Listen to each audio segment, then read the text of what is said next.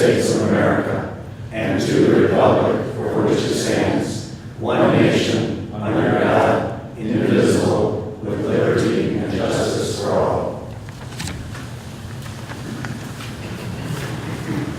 At a time when our society doesn't seem to agree on much, it's wonderful to be in a room with people who say the pledge in exactly the same cadence, because we were all taught the same way to do it.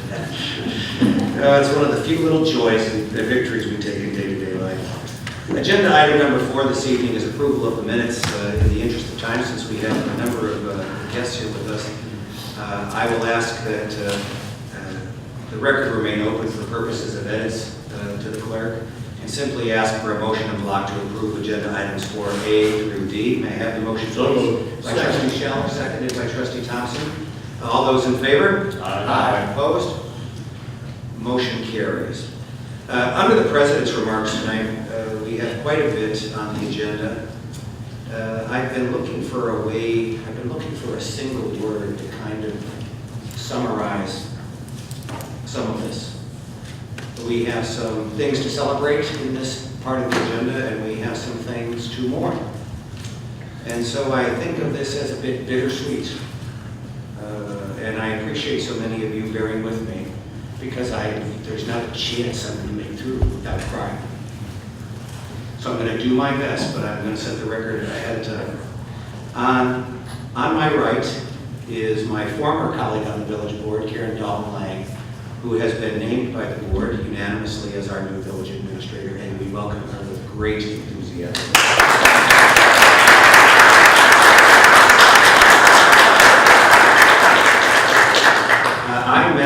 I became involved in village politics in 1999, and Karen was then serving as a plan commissioner. And we met with some mutual friends here in the community, and we discovered we had similar points of view on things, and we began a partnership that has lasted all these years, some 18 in total.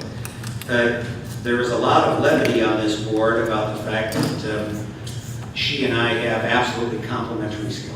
She is an engineer and very precise, and I'm a lawyer and a lobbyist. And the joke goes something like this, and I say this about my friend Peggy Hirsch, our treasurer, who's here. So Peggy's the finance person, Karen's the engineer, and I'm the lobbyist. If you ask a finance person what is 2 plus 2, they say it is 4. If you ask an engineer what is 2 plus 2, they say it is the midpoint between 3 and 5. And if you ask a lobbyist what is 2 plus 2, we will say, well, what do you need it to be? And so I look forward to furthering our collaboration in the years to come, because she's got remarkable skill, remarkable municipal experience, and we are delighted. We're going to have a short reception that we hope all of you will stay for in just a few minutes after we do some of the resolutions. So please come and extend your congratulations to Karen for this.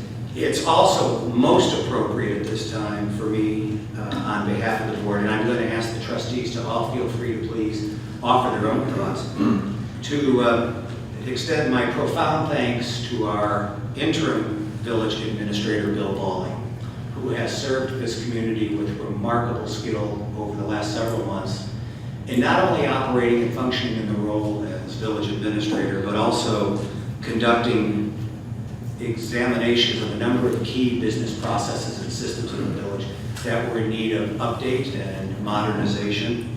Bill has had a long career in municipal government and went into the consulting business not long ago. He spent almost 30 years at Buffalo Grove as their village administrator. He has had a wonderful calming effect for me, because I am so widely known for being high-strung. And he passed the Xanax to Karen today in the office as part of the transition plan. Yes, big charge. And Bill, you are a consummate professional. It has been a privilege to work with you. And on behalf of the board, I thank you. I want to recognize trustees for comments and issuing their own thanks and appreciation. And I'll begin with Trustee Benjamin. Thank you, Mr. President. Bill, it's been a fantastic ride. Sometimes we never realize the potential to learn and explore, and I think this has been a fabulous learning adventure for me in particular, to see the grace and aplomb which you have applied to this role, and I've learned a lot, and I very, very much appreciate that. Thank you. Thank you. Trustee Thompson. Thank you, Mr. President. Well, Bill, I came in a little early this evening. I walked in and the village administrator's office was dark. So I went back to speak with Debbie, and all of a sudden there he is. Bill Balling's in that chair, in that little cube. He said he was kicked out. But all I can tell you is that your career in the governmental business has made your tenure with us a terrific ride. And you've done a lot, for what I've been trying to do here, and we truly appreciate that. And just don't be a stranger. Thank you. Thank you, Trustee Thompson. Trustee Burke. Bill, a lot of times in business or in government, where you bring people in interim roles, the idea and the mindset that many people have is to maintain to the best of your ability until help arrives. And nothing could be further from the truth of what you did. It was remarkable. Not only did you help us maintain order, as we said, but really moved us tremendously forward. Processes, reviewing so many things, paving the way for our new village administrator, making her transition much easier. And ultimately, you did a remarkable job of helping us determine that she was indeed the very best person to fill that role. So you, even as you depart, you leave us with a tremendous gift of Karen Dalton Lang, so thank you for that. But I think the best compliment that I could give you is, I don't think anybody ever thought of you as interim or temporary or anything, because you just immediately became part of the team and did what needed to be done. And you always felt like a part of the team, and you performed like part of the team. So thank you for that very much. This village owes you a great deal, and wish you very well moving forward. Thanks, Bill. Thank you. Trustee Shalvey. Thank you, Mr. President. As I said, I think a couple of weeks ago too, and I think the amazing part about this process has been, we really didn't skip a beat. It's been very easy under the situation to all of a sudden get stalemated in various activities and not necessarily address what needs to be done, not only on a big scale, but on a day-to-day basis. And you certainly, and Adrian, have done a remarkable job to keep everything going and address problems as they presented themselves and taken care of them, not only just presented them, but taken care of them. And so we're very appreciative as well of the service that you provided, as well as the search for our new administrator. And so it's been a pleasure to know you now. And as they've said, don't be a stranger. Matter of fact, the barn stomp is coming up on Saturday. And we'll make you the honorary person to come out there and wave to the people, even if it might rain. So 4 to 8 p.m. on Saturday. We'll expect to see you. Thank you. Chair recognizes Trustee Rigby. Thank you, Mr. President. Bill, when you came on board, we sat down and talked since I was the trustee that oversaw the personnel and the budget. We talked about some of the challenges we had coming up. And what we concluded that we had to figure out how we're going to do the budget for this fiscal year that we're working on now. We had a comprehensive plan that had to be put together, that had to be sewn down tight. We had to search for a new administrator, and we wanted to keep Speedway on track for our citizens around here, for the good of the community. And I echo everything that all these trustees said. You kept them all on track, on time. Nothing is easy on the inside as it looks from the outside. But you handled them with great aplomb and great wisdom, and I appreciate it, and I learned a lot from you, so thank you very much. Thank you, Trustee Rigby. And, Bill, I think the notion that the welcome mat remains out is an important one to reiterate that you've heard. We'll talk for you or against you, whichever helps you the most, and we hope that you call upon us in that regard. And so with that, I'd like to extend our thanks.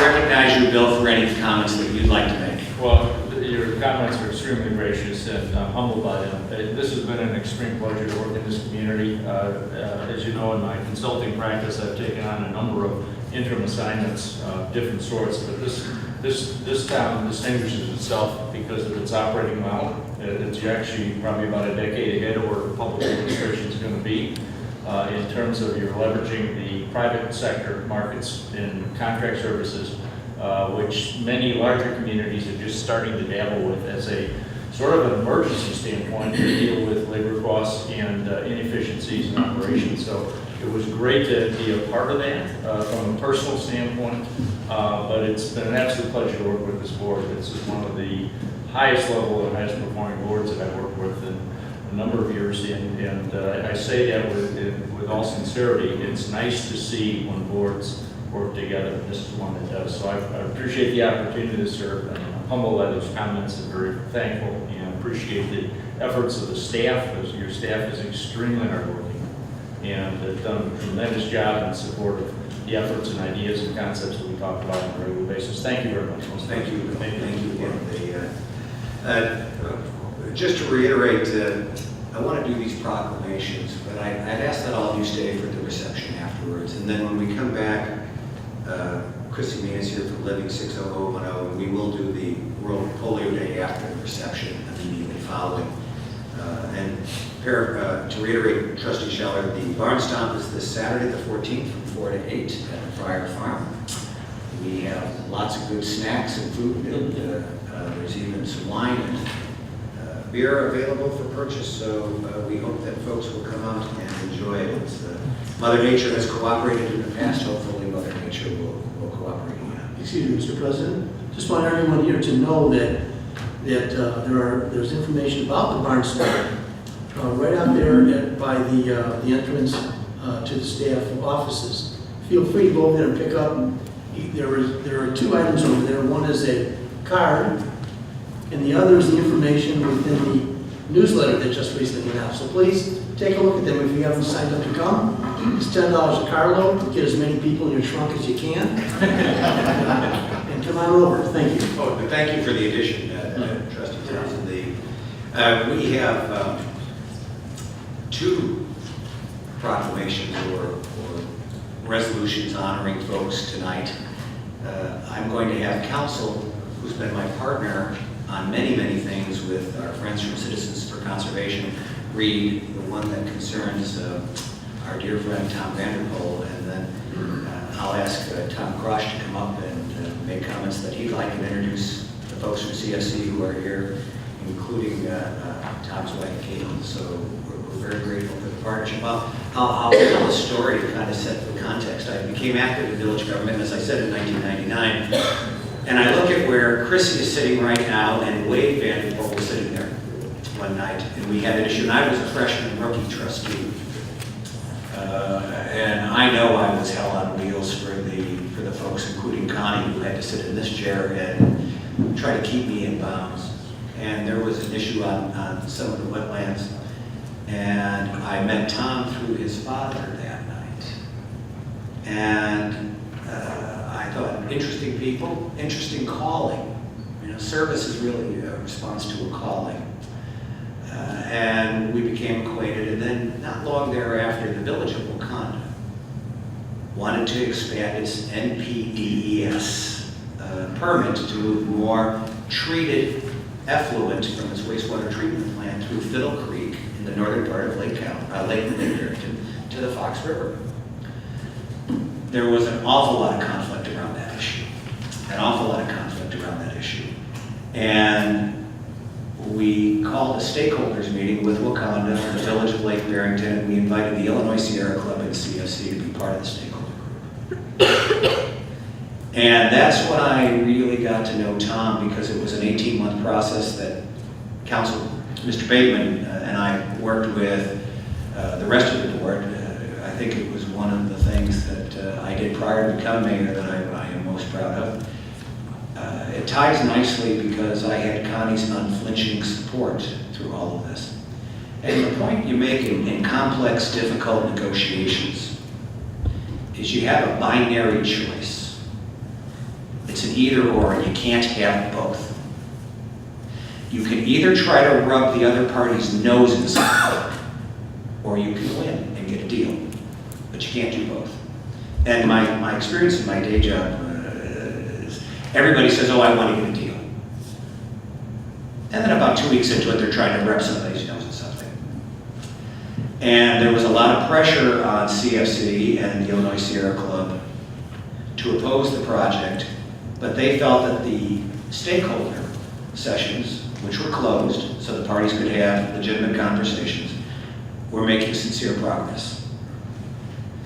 And you measure, there are a lot of veterans in the room tonight, you measure character in the foxhole.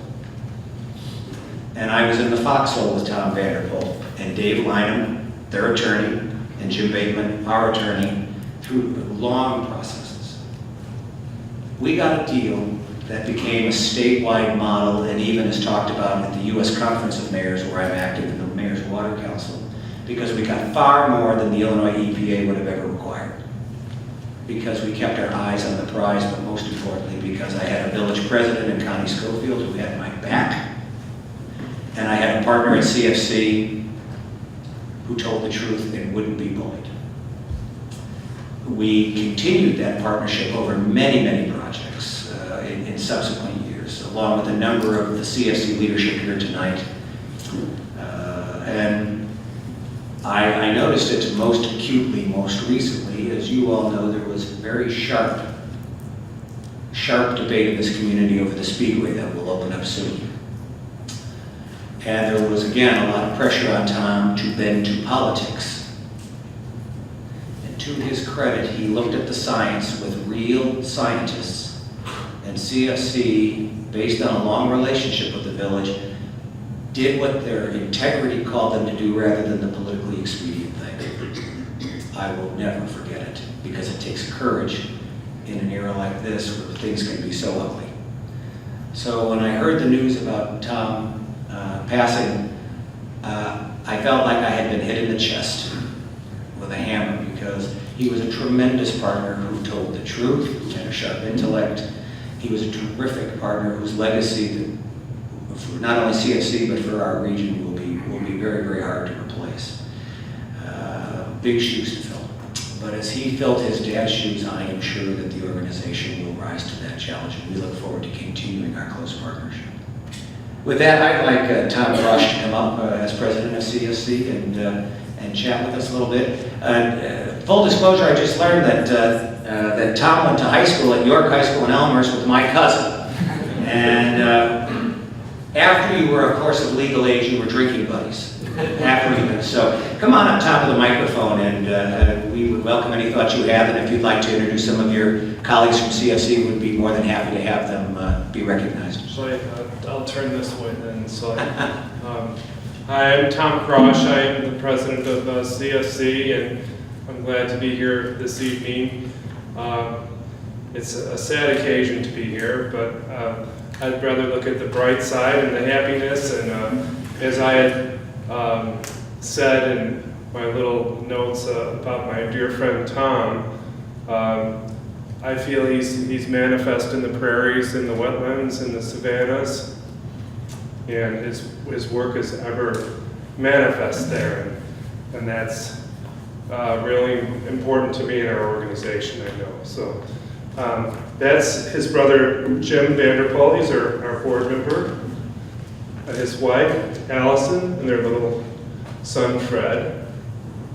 It's Marianne, Gail, Patty Martin, Steve Smith, our attorney Dave Lyman, Alberto Moriano, and Gene Branson, all CFC people.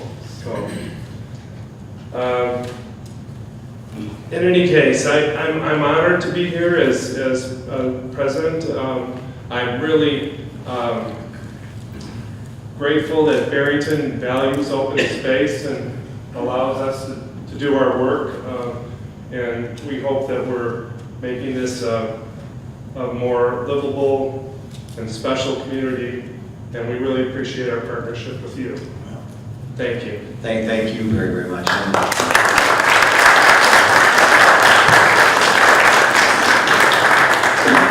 Let me also ask for a moment for trustees to offer any comments they like, and I'll begin on that with Trustee Mitchell. Thank you.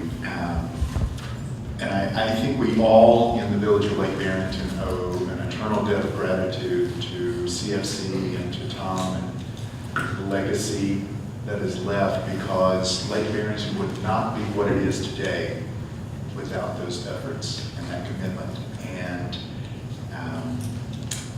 some of you know, my fellow trustees know, I spent a lot of time in New England and in Massachusetts, and became a real fan many years ago of Henry David Thoreau. And I think of Tom Vanderpool, and I think of someone who's taller than the trees. As Thoreau said, I took a walk in the woods and came out taller than the trees. Tom Vanderpool was taller than the trees. Thank you. Trustee Thompson. Thank you, Mr. President. I had the privilege of attending the service, Tom's service, a couple of weeks ago, and while I'm a member, I've been to, unfortunately, not been able to go to very many events, but I sure learned a lot about Tom, and I wish I'd gotten to know him better, because he's done such a wonderful thing, not only on behalf of the village of Lake Barrington, but just on the behalf of conservation throughout the years. And I know that, Tom, you all will continue his great work, and thank you very much for that. Thank you. Trustee Burke. Thank you. Yes, when my family and I moved here, almost 18 years ago, we did love it out here because of the beauty of this village. I mean, it attracted us in the forest preserve. But at the time, we had really no idea. That was only kind of the very tip of the iceberg in terms of how this community embraced the sense of living with the environment, being one with that environment. Since that time, my appreciation, our family's appreciation for what we have done together, this partnership, and having met Tom and the whole team and everybody, I was amazed the first few times that I sat up here and we had discussions with CFC. I mean, I was amazed at the level of cooperation and partnership that existed. And I knew there had to be a reason for that, and each had the best interests of this community at heart at every step.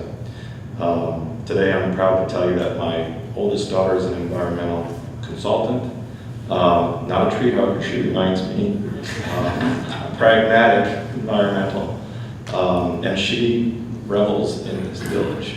She grew up here and she revels in what's available to her, and it's made it a special place for all of us. So on behalf of Tom and all your efforts, thank you very much. It's greatly appreciated. Most of you. Thank you, Trustee Burke. Chair recognizes Trustee Scheller. Thank you. You know, one of the things that we pride ourselves in the village of Lake Barrington is open space. And an awful lot. I've been doing this, I think, for 14 years in the village, and one of the prime objectives of the village has been to preserve open space. Preserving it is one thing. So we have a nice Friar Farm. We're going to have a barn stop, and the county has done a nice job in buying some property to have forest preserves in. But what about the rest of the open space, and what do you do with it? And the Citizens for Conservation not only are overseeing that open space, but are doing so much work to not only preserve it, but enhance it and keep it kind of like it was supposed to have been from day one. And all the hours that you spend, it's just amazing. Seed collecting and planting and educating. That's not something that a lot of communities, I think, can have at their, in other words, we don't do it, you've done it, but you've done it for the entire area. And it's something that I think we're so much appreciative of. Open space is wonderful, what you do with it, and it's amazing, as I said, what you have done with the open space that you have overseen and helped us to preserve what we have. So gratitude to Tom, who has dealt with it a couple times, not as closely as perhaps some of the other. I think on a bus ride one day, we did a tour of the area and your annual meetings. But the whole organization, Tom, the Vanderpools have done an awful lot to keep that going. And the Citizens for Conservation, as I said, are just a great organization, much appreciated. And we hope that we can help you continue Tom's work in this area. So thank you. Thank you. Chair recognizes Trustee Rigby. I feel like a fifth wheel, being the last one to make a comment, but I just wanted to say I met Tom a couple of times, didn't know him that well, but I recall on a seed hunt with he and Carol Hogan one time, eating, after I see the heads going up and down. And we did Wagner Finn and a couple other places we stopped by. And I learned a lot from that, but it's through their efforts that this community, like we are, is so unique. You're either a unique community or you're not, and we're different.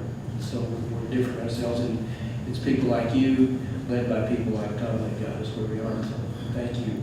Thank you. Council has kindly given the close partnership that Tom and Dave and Jim and I have had over many years on many projects, which increasingly include also our friend Alberto Mariano, who's with us here tonight as well. He's kindly agreed to read the resolution. And I will ask the clerk, do we have a resolution number for this? Because I'm going to call the question based on the resolution number. Number 20. Thank you. So if you'll read it, then I'll call the question. Thank you, Mr. President. A resolution honoring and remembering Thomas Wade Vanderpool, 1951 to 2017. Whereas Thomas Wade Vanderpool, Tom, 66 of Barrington, passed away peacefully on Tuesday, August 8, 2017 at his home in Barrington, and whereas Tom was born February 10, 1951 in Harvey, Illinois, to Wade Vanderpool and Ruth Silverman Vanderpool, and whereas Tom was a hardworking and passionate man who dedicated his life in studying and conserving the natural world and helping his family. And whereas Tom was a true conservationist known for his involvement in the Illinois Volunteer Stewardship Network and his leadership for over 4 decades in Citizens for Conservation. And whereas Tom followed in the work of his father, Wade, began and helped build Citizens for Conservation into an important force in the community for the preservation of our environment and natural resources.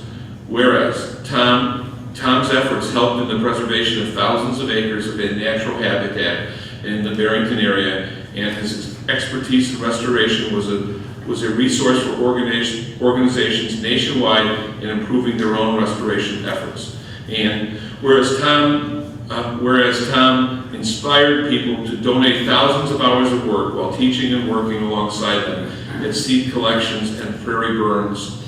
And whereas Tom kept pushing the boundaries of what could be expected of habitat restoration efforts by constantly experimenting and developing new techniques. And whereas Tom led countless volunteers who worked so diligently to maintain CFC properties, while his tours with school children through the Grigsby Prairie and the Flint Creek Savannah illuminated for them the recaptured heritage of these restored pre-settlement landscapes in the Barrington area. And whereas Tom was also very supportive of young researchers, educating the next generation on the importance and subtleties of ecological restoration and the responsibility of natural area stewardship. And whereas Tom earned our deep appreciation for his tireless work over many, many years to acquire, restore, protect, and preserve critical areas within Lake Barrington. And whereas the conservation and restoration of the Gibbs property by the Village of Lake Barrington was made possible because of Tom's far-sighted vision as to what could be accomplished through collaborative efforts. And whereas because of Tom's leadership, the collaboration of the village and Citizens for Conservation has permanently protected and preserved those invaluable natural areas and environmentally sensitive sites. And whereas Tom will be greatly missed by many, including the Village of Lake Barrington, its elected and appointed officials, village staff, and residents. And whereas while the Village of Lake Barrington and its residents are deeply saddened by Tom's premature passing, Tom leaves behind an indelible mark on our village and a remarkable legacy that will benefit future generations who will live in our community. And whereas Tom's commitment to conservation, habitat restoration, and biodiversity is one of the many reasons that the Village of Lake Barrington is as beautiful, green, and serene as it is today. Whereas the President and Board of Trustees of the Village of Lake Barrington wish to acknowledge and honor the life and tireless efforts of Thomas Wade Vanderpool, and express the village's appreciation for the time he so generously shared with the village and its residents to preserve our natural environment. Now therefore be it resolved by the President and Board of Trustees of the Village of Lake Barrington, Lake County, Illinois, that said President and Board of Trustees hereby express their deep sadness in the passing of Thomas Wade Vanderpool. But on behalf of the village and its residents, honor through this resolution Tom's many and valuable contributions to our community and express their sincere appreciation and heartfelt gratitude for Tom's dedication to conservation, habitat restoration, and biodiversity, which will continue to benefit the village of Lake Barrington and its residents far into the future. Presented and read and passed by the President and Board of Trustees of the Village of Lake Barrington, Lake County, Illinois, on roll call vote as at a duly held regular or special meeting of the Board of Trustees on October 10th, 2017. Thank you. Chair would like a motion to adopt resolution number 2017-R-20, a resolution commending and memorializing the dedication, leadership, and contributions of the late Tom Vanderpool of Citizens for Conservation as presented. May I have that motion? So moved. By Trustee Mitchell. Second. Please have a second. Trustee Thompson, thank you. The clerk will please call the roll. Trustee Burke, Yes. Trustee Mitchell, Yes. Trustee Rigby, Aye. Trustee Schaller, Yes. Trustee Thompson, Yes. President Richardson. Yes, and Jim, now that this is passed, we will execute a formal version, put the stamp on it, signature. We'll have it framed and presented for your family. Thank you, and you got some big shoes to fill, so we look forward to continuing the partnership.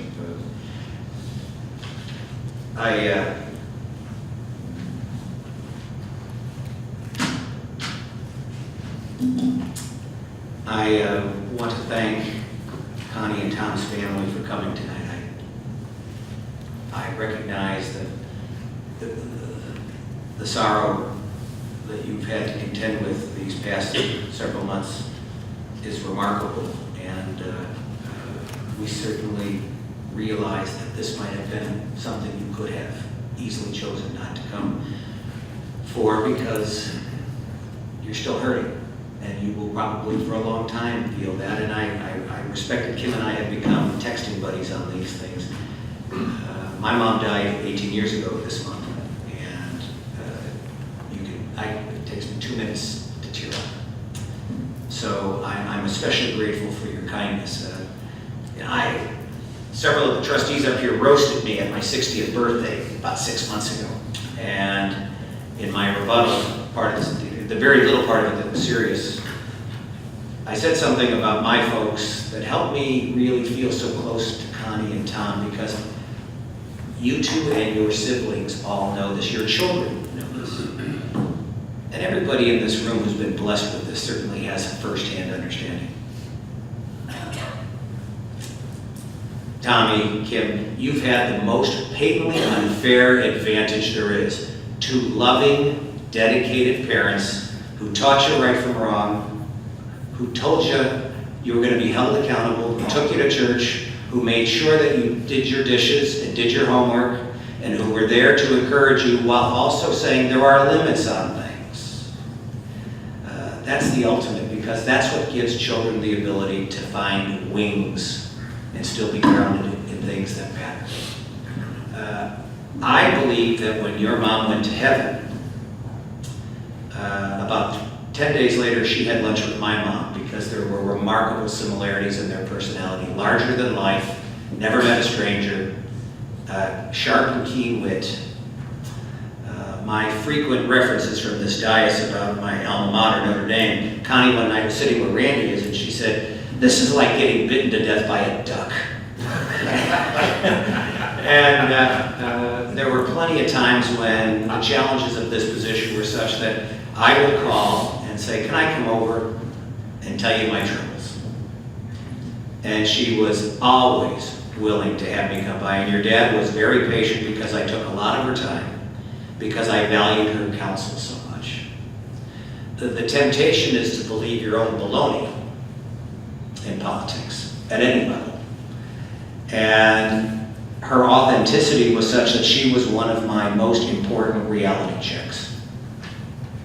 She counseled me on what would be a bridge too far. And when I would get wrapped around the axle about this issue or that issue, she was the one who reminded me, if you want to make God laugh, tell him your plans. Her faith was remarkable to me, and we share a common faith, but she had the guts to live it, as did your dad. And everybody up here has been married a long time. It was clear to me they loved each other as much this year as they did the year they cut the wedding cake. And I can't help but think in an era where we prioritize so many things as being important, their long marriage and their commitment to each other as expressed with how they cared for each other, but also how they raised you guys, that's what makes them successful. We don't glorify that enough, and that was part of the reason this board wanted to make a point of thanking them both, because there was no President Connie Schofield without remarkable partner in life, Tom Schofield. It's a 2-for-1 deal, and you can't separate them. So as we got talking about this as a board, and I want to credit Jim Bateman, who served as village attorney for Connie as well prior to my election. He said, why don't, given her remarkable work on the Friar Farm when she chaired the committee that had responsibility for village facilities and property, she devoted an awful lot of time to it because she understood, having sat in this chair, the legacy implications of it. And it is remarkable that circumstances are such that we honor Tom Vanderpool as well as Tom and Connie Schofield, because so much of it came together. And years from now, when 100 years from now, when all of us are long gone from this world, the folks who live here will be able to say this is a better place because people back then had good judgment and had character. I talked about your mom having my back. I would say also, though, she was not afraid to take me to the woodshed. And I had the same respect for her that I had for my own mother.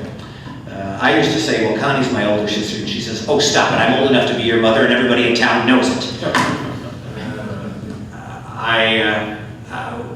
I also appreciated the fact that when she thought I was wrong, there was no behind the back. She called me, we met for coffee, and she told me to my face, you're an idiot, don't do this. And again, these are sometimes challenging jobs because most of us are really volunteers. So you count on people to tell you the truth, whose motives you know are honorable. And I think it was the honorable nature of both your mom and dad that has left such a mark on my life. I cried the day I heard about Connie passing away and when Tom passed away, because I felt my own mom. So I think they had a great lunch. Probably, I know my mom drank a vodka martini for sure, because in heaven there are no hangovers and there are no DUIs. And I want to say how much we appreciate the chance to memorialize this feature at the Friar Farm as a board and as a community. I will read the resolution at the end, but I would like to acknowledge, as I said, there was no President Connie Schofield without partner in life Tom Schofield, and his own volunteer efforts, especially with the veterans of LBS, are important. I'd like to offer my colleagues just a chance to say something briefly, and I'll begin on my right this time with Trustee Rigby. Thank you, Mr. President.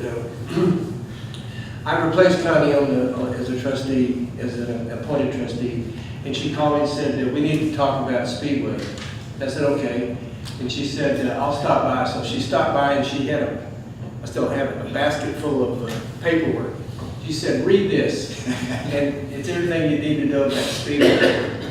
And so I said, okay. And she said, nah, let's go have a cup of coffee and talk about it. So we did.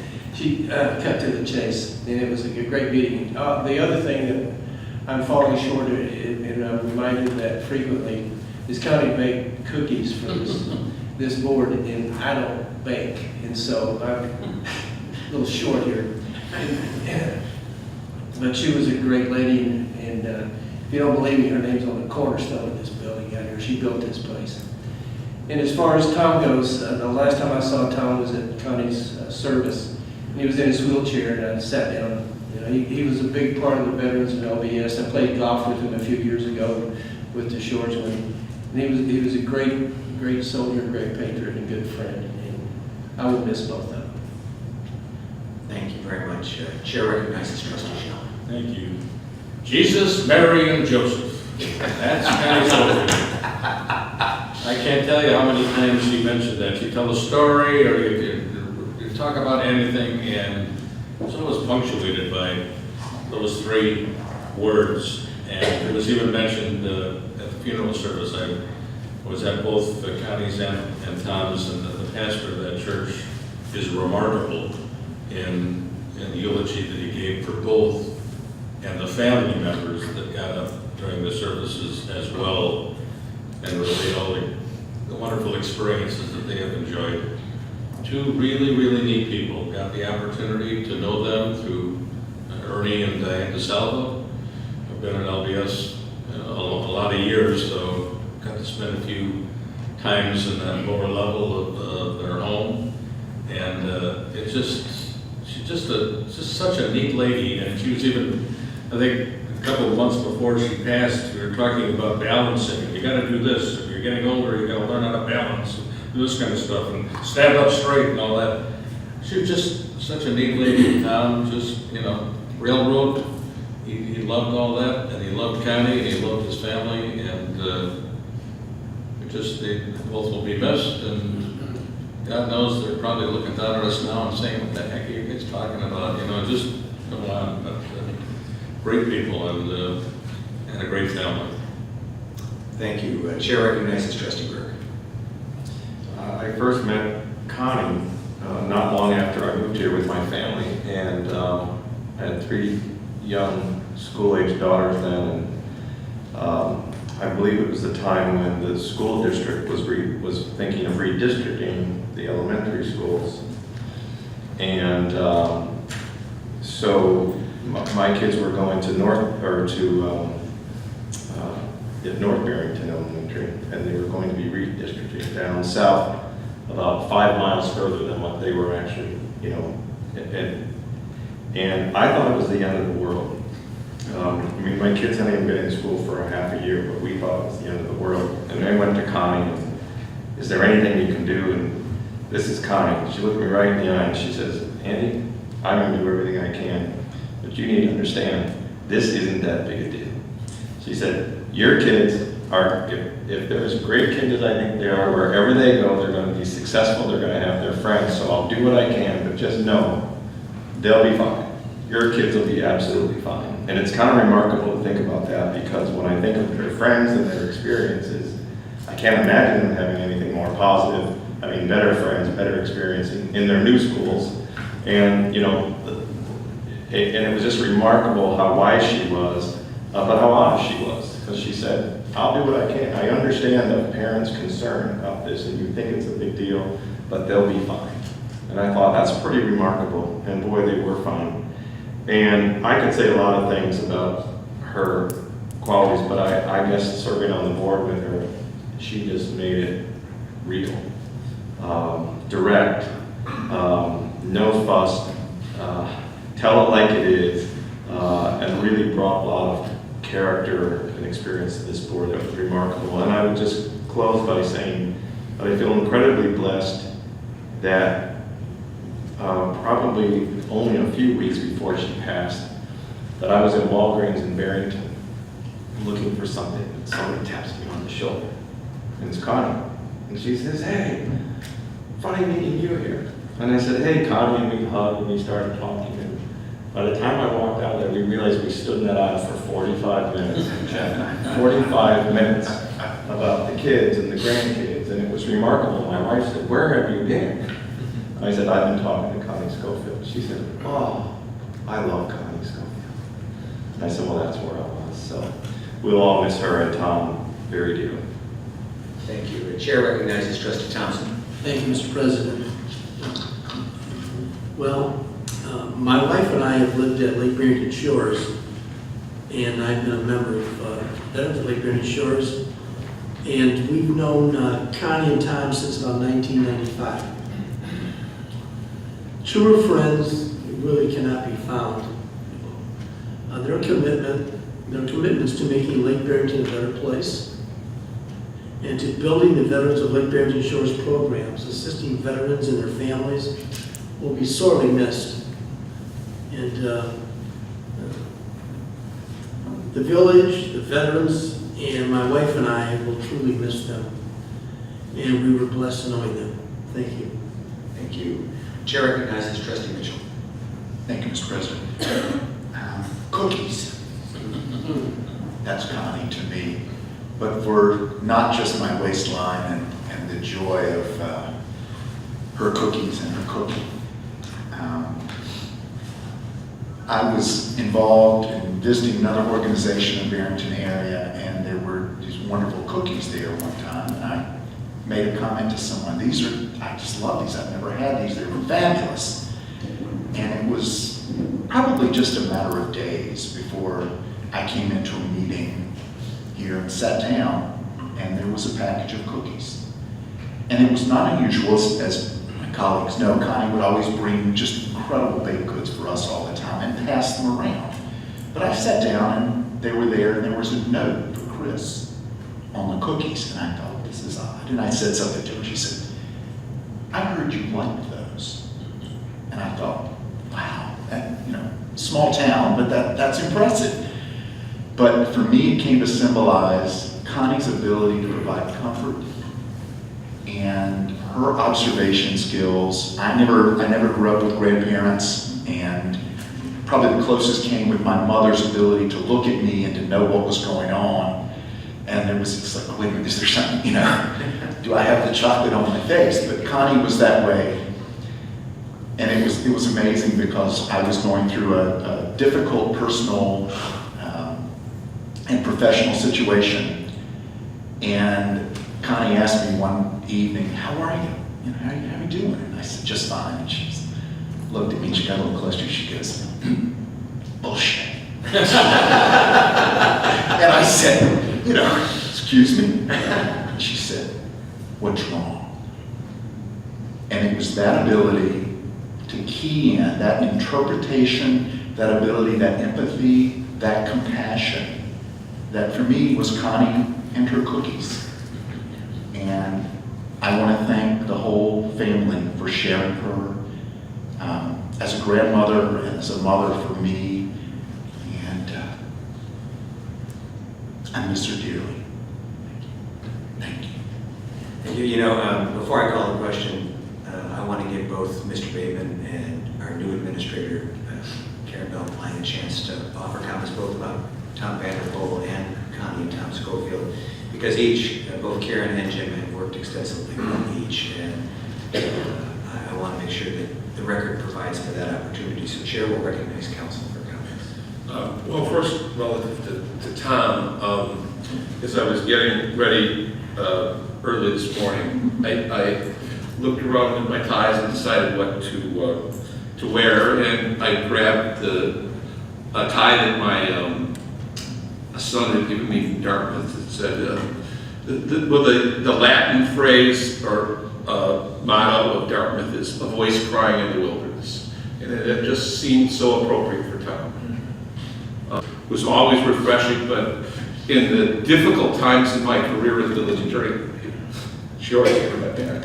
Yeah, amen. Thank you, Jim. Thank you. Chair would kindly recognize Administrator Belpline. Thank you. Tom Vanderbilt he allowed me to go on one of the burns. And all I got to do was play whack-a-mole. He gave me a big mat and I had to keep putting out the fire.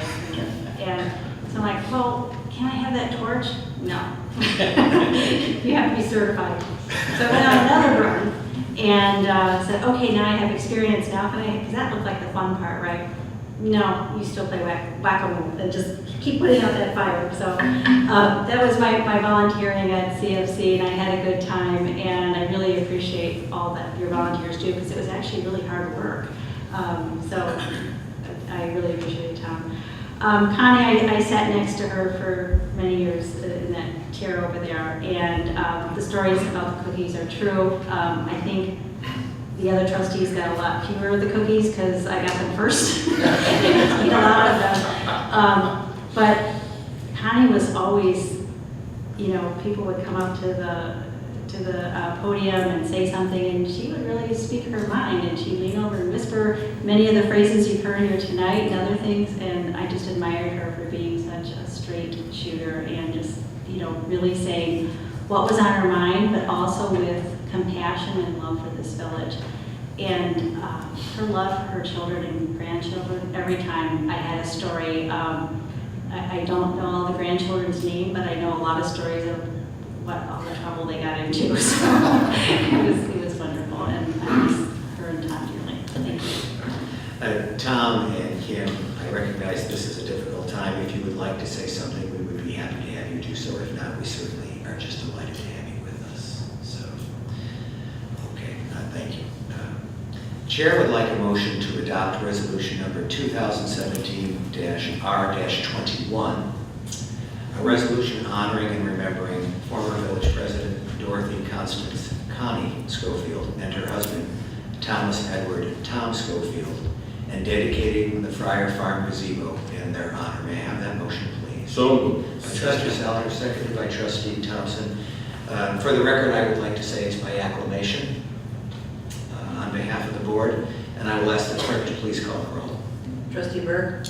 Yes. Trustee Mitchell? Yes. Trustee Rigby? Aye. Trustee Shell? Yes. Trustee Thompson? Yes. President Richardson? Yes, thank you. Would you all please, we're going to declare a small recess and ask everyone to come across. Let's honor Tom and Connie and Tom, and congratulate Karen and thank Bill with some cheer. So we'll stand in recess for a few moments.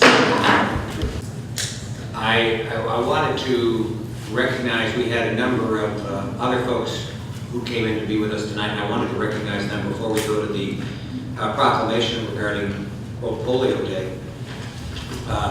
First is our new administrator's husband, Art Lang. As we were talking about Tom Schofield being the enabler for Connie, I look at Art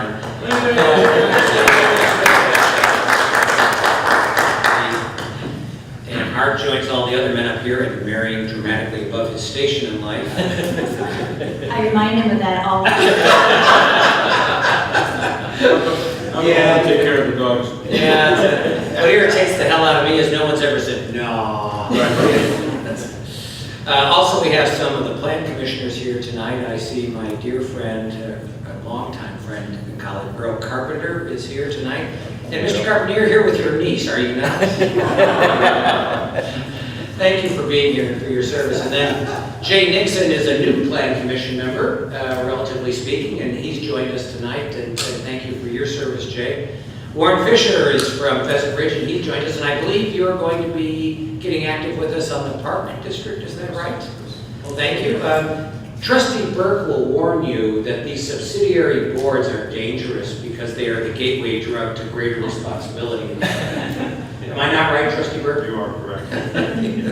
Thank you all for being here. Margaret is a new resident of Lake Barrington. We'll have her come up in a moment when we have a public comment section. And thank you for joining us, Margaret, and staying for the reception. Hope you got to meet some of your new neighbors. So I would like to recognize our friend Chrissy Mina, who is here tonight. She is head of the Rotary Club in Barrington. She is also the publisher and editor of living60010.com. There's only two news sources I really trust anymore. Living 60010 and the Wall Street Journal. Everything else I have to wonder what the editorial bias is, but with you, I don't worry about it. You're a remarkably dedicated servant to the community and you do a lot of good work and we're grateful. So please come up and talk to us about what you're doing, and then we can certainly read the proclamation and have it be considered. Great. Well, the two Rotary groups in town, there's a breakfast that meets at 7 a.m. on Thursdays, which I am not a part of. I don't wake up that early. But our noon group meets on Tuesdays at noon, and we're dedicated to doing a lot of community service here, but also dedicated to work around the world. And we are this close to ending polio as a disease. And it came with great help from the Bill and Melinda Gates Foundation that has matched every dollar that we have raised. But there are still parts of the world that aren't immunizing, so we're working really hard to end that. And so this year, World Polio Day means a lot. We were out in the street, like chasing people's cars down, trying to raise money a couple weeks ago. But we are dedicated, so we're hoping we can end this disease finally. Good. Thank you. I think all of us are almost everybody up here remembers when the vaccine came out in the little white Dixie cup type little thimble thing. And we all went up to Grace Lake High School because that's where my grandparents lived, and we all drank the thing that day. And it really was a remarkable deal because, you know, everybody knew the story of Franklin Roosevelt and so forth. Since we seem to go backwards in so many areas, it's great to see something going forward. Eradication of this terrible disease is wonderful. Thank you for your leadership on it. Anything new on Living 60010 before I let you go that you'd like to share with us? We actually have a new software platform, so it's very mobile friendly, and we just transferred this summer, so still working hard, still covering all the Well, events. So, Content is still wonderful. thank you. I caught up just the other night, thank you. And let me invite you tomorrow to contact Karen about getting copies of the resolutions for Tom Vanderpool, Connie and Tom Schofield. Since you were here for both, we would welcome your sharing that story with your Would love to. Connie was a good friend, so. Thank you. Let me, for the record, read the proclamation. Whereas the Rotary Club of Barrington is a member of Rotary International, the world's first, and still one of its largest nonprofit service organizations, founded in Chicago, Illinois in 1905. And whereas the Rotary motto, service above self, inspires members to provide humanitarian service, encourage high ethical standards, and promote goodwill and peace in the world. And whereas Rotary in 1985 launched Polio Plus and spearheaded the Global Polio Eradication Initiative, which today includes the World Health Organization, the U.S. Centers for Disease Control and Prevention, UNICEF, and the Bill and Melinda Gates Foundation to immunize all the children of the world against polio. And whereas polio cases have dropped by over 99.9% since 1988, and the world now stands on the threshold of eradicating this dreadful disease and thereby eliminating the threat of polio-caused paralysis to every child in the world. And whereas members of the Rotary Club of Barrington continue to contribute their time and their resources to support Polio Plus and the Global Polio Eradication Initiative, and whereas their efforts are providing much needed operational support, medical personnel, laboratory equipment, and educational materials for health workers and parents, therefore I, Kevin C. Richardson, President of the Village of Lake Barrington, do hereby proclaim October 24th, 2017 as World Polio Day in the Village of Lake Barrington, and do hereby encourage all residents to join the Rotarians of our local club in the fight for a polio-free world. What's the next resolution number, Erica? It is 22. 22, thank you. Chair would like a motion. So moved. By Trustee Mitchell, second please. Trustee Rigby, thank you. Clerk will please call the roll. Trustee Burke? Yes. Trustee Mitchell? Yes. Trustee Rigby? Aye. Trustee Scheller? Yes. Trustee Thompson? Yes. President Richardson? Yes, thank you very much. And Chrissy, the door is always open here, so welcome. We have a new resident from Lake Barrington here. We are now under agenda item 6, which is the first opportunity in the agenda for the public to address the board on non-agenda items. So we welcome you and please come forward. For the record, we always ask that people state their first and last name and their address. And welcome to the community. We're glad you're here. Well, thank you. My name is Margaret Resnick. I'm at 372 Rollingwood Lane. That's in Lake Barrington Shores. I came because I read in the paper recently about the bikes not being allowed at the Forest Preserve and the trails. I'm not a huge biker, but I enjoy getting out. I moved from Mundelein this past June, and from my house in Mundelein, I did and could take trails, whether it be the Lake Bath trails or the county trails, the Forest Preserve trails. From my house to Wakanda, to Gurnee, to Lake Forest, to Lincolnshire, and I did that on a semi-regular basis, and it was just wonderful. So when I bought the place here in LBS, I was excited that I could just cross Miller Road, and I actually did it once, and I had my bike, a sign that said I wasn't supposed to be there. So I actually called the Forest Preserve and I asked why, and the one lady who knew why was not in that day. So I didn't get an answer. Then I read in the paper that this board had some influence on it. So rather than me going out and buying a bike rack and taking my car and putting pollution in the air, I thought it would be much better if I could cross the street. So I took a walk 2 weeks ago on the trail, And notice there's bike trails, there's bike tracks, so people are taking their bikes. So I work for a unit of local government and kind of get how all this works, so I put a FOIA request into the Forest Preserve District, and I said I would like copies of any and all incident or accident reports from including bikes on the trails here. And they only had records back in 2010 digitally, and they have none. So what I'm telling you is people are riding bikes in there. There's tracks. And there's been no reported incidents. So I think that's not a bad track record. I didn't see a lot of people out there. I didn't go past Barrington Road because I was walking and I was tired, so I turned around. I've been on my bike. I would have continued to go all the way. But I just think I have been on many trails, whether it be, like I said, the Lake Dot trails or the Forest Preserve trails, where I see walkers and bikers coexist, and there isn't usually a problem. You're going to get your errant, nasty person. But I think it's a wonderful opportunity for everybody in this community to get out a little bit more. I mean, to see a family of 4 on bikes is just wonderful. And I would like to be one of those families. So that's all. Thank you. You know, it's wonderfully coincidental that our new administrator begins this evening, because she's been working on this issue from her days as a trustee on this board. So let me yield to the administrator for an update on where we are with this. And I think council may have some legal additions to add. Sure. Big picture of what I know where we're at on this is we drafted a intergovernmental agreement, a revision to one that exists, and the Lake County Committee or Board or whatever took a look at it and said, well, we didn't like the provision where if Lake Barrington had issues, if a problem did continually arise, well, we could rescind that permission to have bikes on the trails. And you and I talked about this a little bit earlier tonight. So, so they weren't amenable to that, but the last time I spoke to Ann, she said they were going to go back and revisit it and get back to us with maybe a counter or something. Yeah. And we're waiting to hear from them. Ann being Ann Main, the chair of Lake County. I work for a park district, so I'm somewhat familiar with Yeah, so Always good for the record and Yes. everything. If it would be beneficial, I'd be happy to email or call Ann or Ty and just kind of put in my 2 cents as a resident. I think they know the position. I think we're just waiting to hear back from them unless the council. So it was discussed at a Lake County Forest Preserve Committee meeting, and the general consensus at the committee didn't go to the full board, that the general consensus is that the Forest Preserve Committee was not inclined to enter into an agreement, an amendment to the existing agreement that would allow the village to change its mind.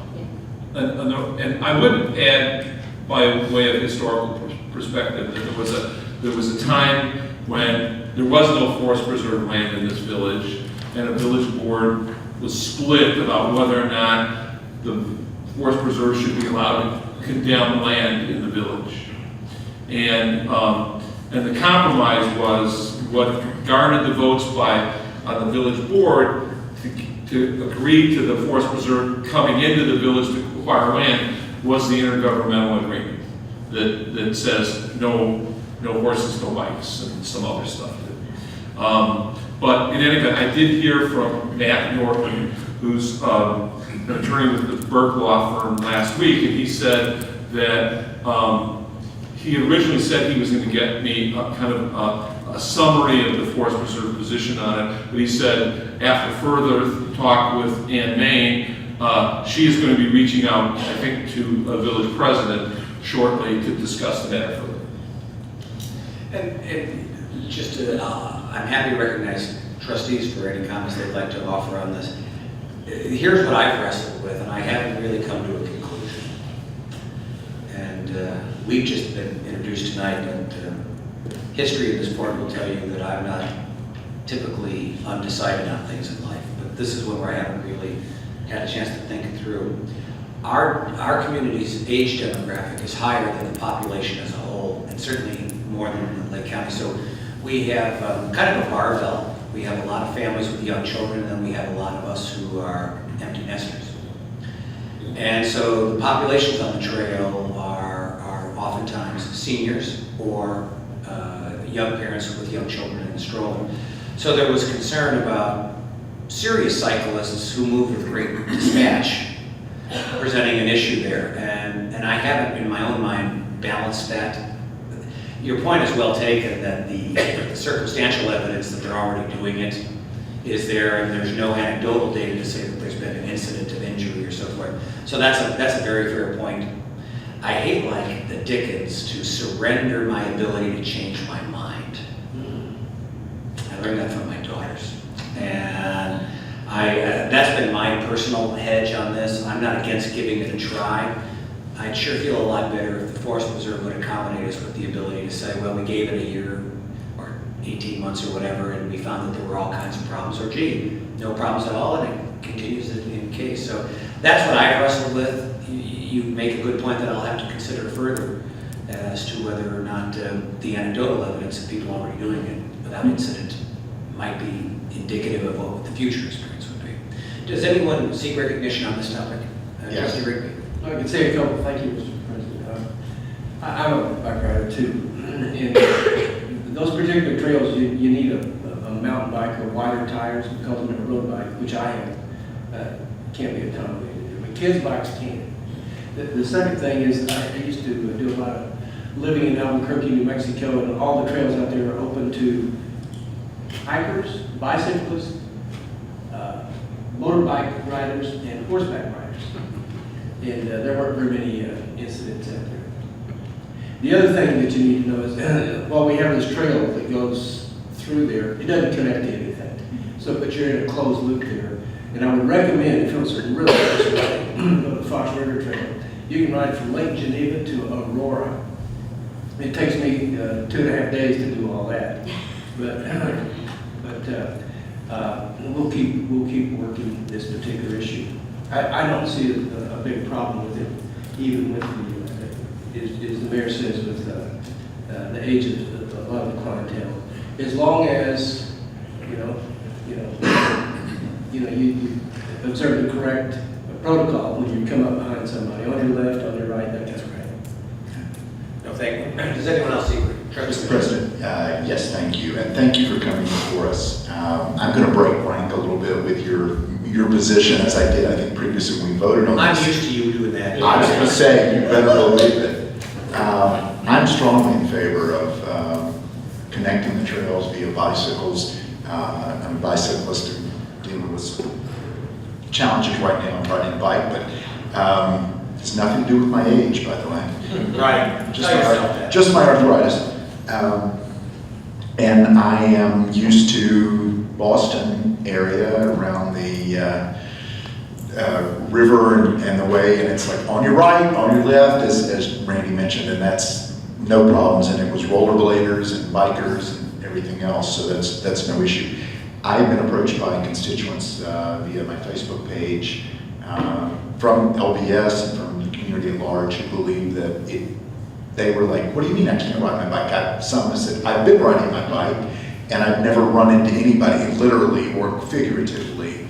And walking our dogs on the trail, we've never had an issue as well. So I am strongly in favor, whether we are able to reverse our decision or not, because I don't think there are issues on the Lake County trails that are recorded, as you have found out, but also the trail behind you, the rail trail, and the thing on the line. It's amazing. It's incredible to be able to connect and go that way behind the houses and run right through the area. It's fabulous. So I am a strong proponent of that, and for the record, want to be noted as such. Thank you. No, I appreciate the feedback. Does anyone else seek recognition on this topic? I just have a question. This trail out here is dirt. Isn't most of the trails, aren't most of the trails though, like from Mount Line, go over to Libertyville and out, aren't those paved? The North Shore, I think it's called the North Shore Trail, they've just paved that, but most of the trails, like through Independence Grove, through Lakewood, they're crushed gravel. Just Crushed gravel and stone and shell. Crushed limestone. Crushed limestone. Trustee Burke. Just a question, I may have asked this before, I'll ask it again. How, is it an exception that these trails here don't allow bikes, whereas most of the Forest Preserve trails do? And how did that exception come to be?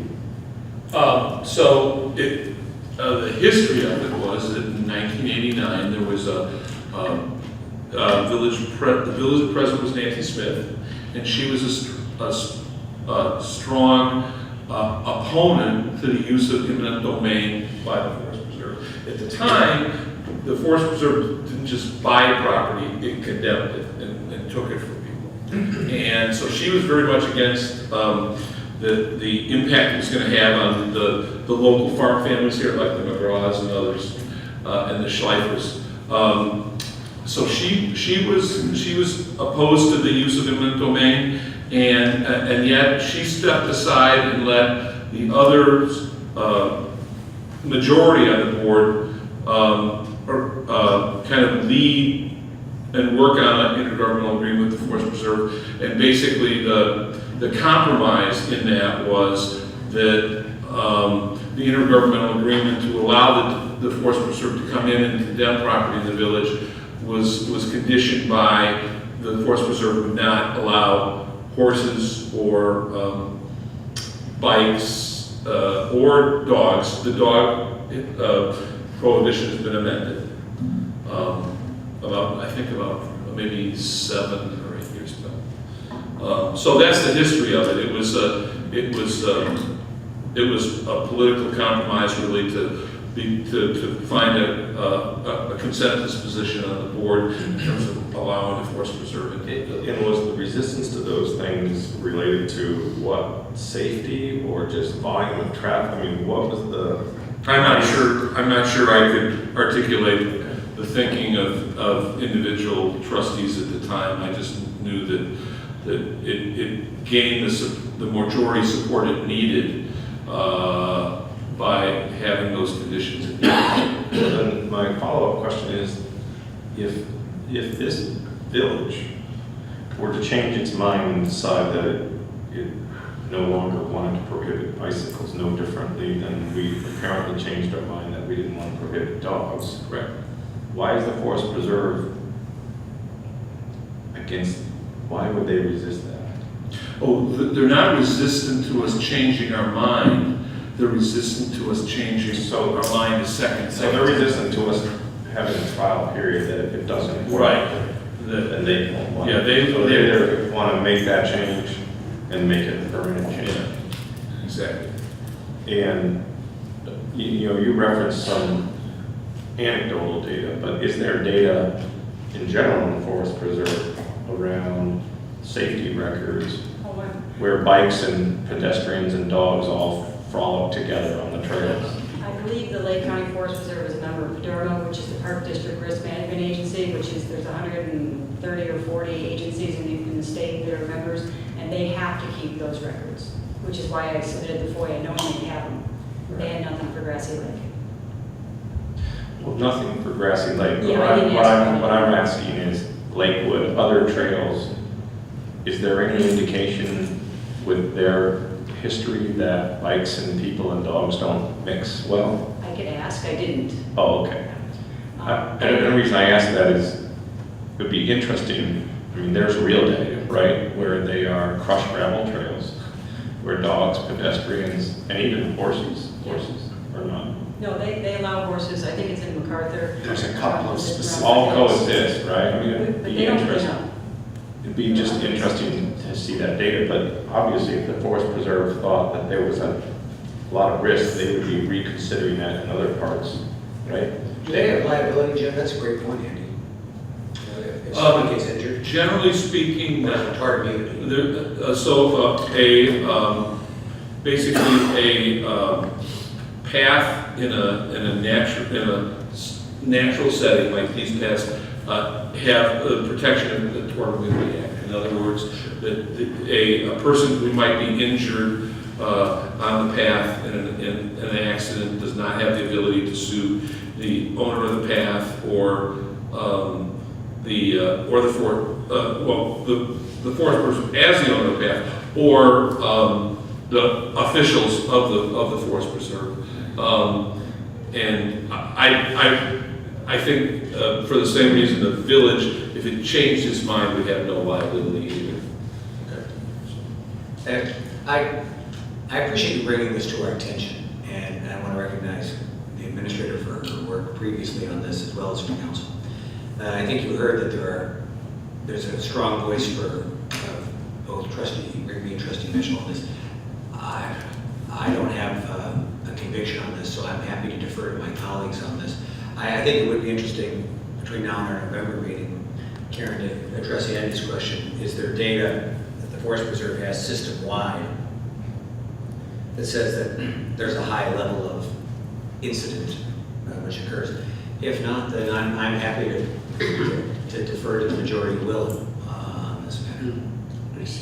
Mr. President, excuse me. Oh, absolutely. Thank you. I concur with Trustee Burke's request for that additional information because I think that will give us a better picture of what happens on the trails. I personally am a biker, bicyclist actually, not a Harley. It used to be Harley. I don't know. Look at these glasses, though. Harley. But yes, my wife and I walk several of the trails in Lake Barrington, and we have seen some bicycles on them. But I would be really interested in knowing what the data shows us, because I would, if it shows us what the Lake Barrington data is showing us, I think that may be a good indicator of what could happen in Lake Barrington. We could really thrash that out and get to a decision. Because it sounds to me like the Park District is adamant and will not change their position. Thank you. If I could be allowed Yes, to, absolutely. I hadn't totally finished my comments. I was strictly seeking that data because I will tell you that I've been opposed to it. Frankly, I've been opposed to it from day one as an avid user of these trails with my kids in the earlier days and with my dog today. And I live around trails in other areas of the country where there has been much more activity. But granted, these are trails that were connected long trails where really road bikers and just about any kind of biker could be on that trail. And I find it a bit harrowing to be walking with a dog when bikes can be coming by at a relatively high rate of speed. And just because you're on a mountain bike doesn't mean you can't have a pretty good head of speed on a trail. So I think it adds an element of maybe anxiety or danger, but it also maybe takes some of the quiet calm. I've actually been walking my dog and been alarmed by a runner coming up behind me that I didn't hear.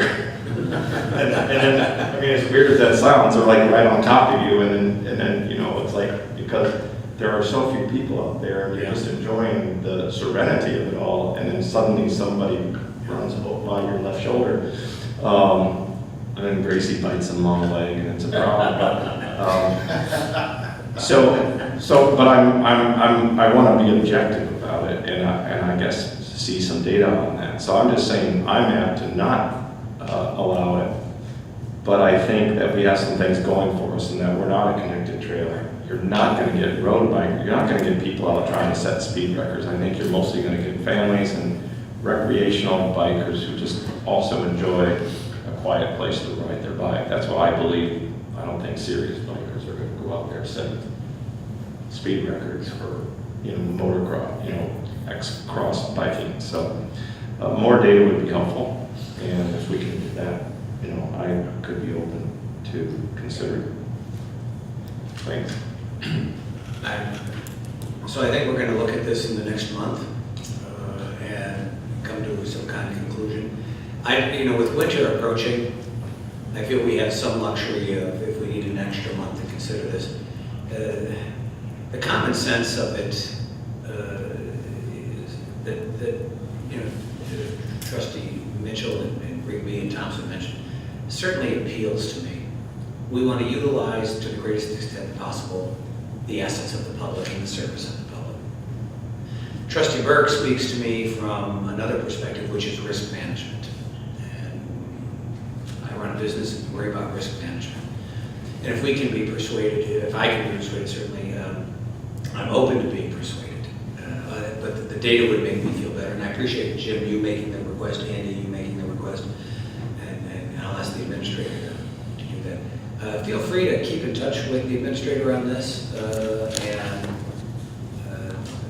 I'll get your email. yeah, and we appreciate you bringing it to our attention. Thank you all very much for your Oh, time. no, and by the way, we're delighted you've made Lake Barrington your home. I'll make the same comment to you that I mentioned about Warren Fisher. Be careful, because getting involved with us could lead to volunteer activity and other things. Half of this board up here is from people I've persuaded after they did a lesser drug. I'm on about 4 boards. I'm also a Rotary member. I'm practicing the word no. See you at the Barnstone. Thank you, Margaret. You do have impressive qualifications. Experience. Okay, is there anybody else seeking recognition to address the board at this time? Please. Hi, Warren.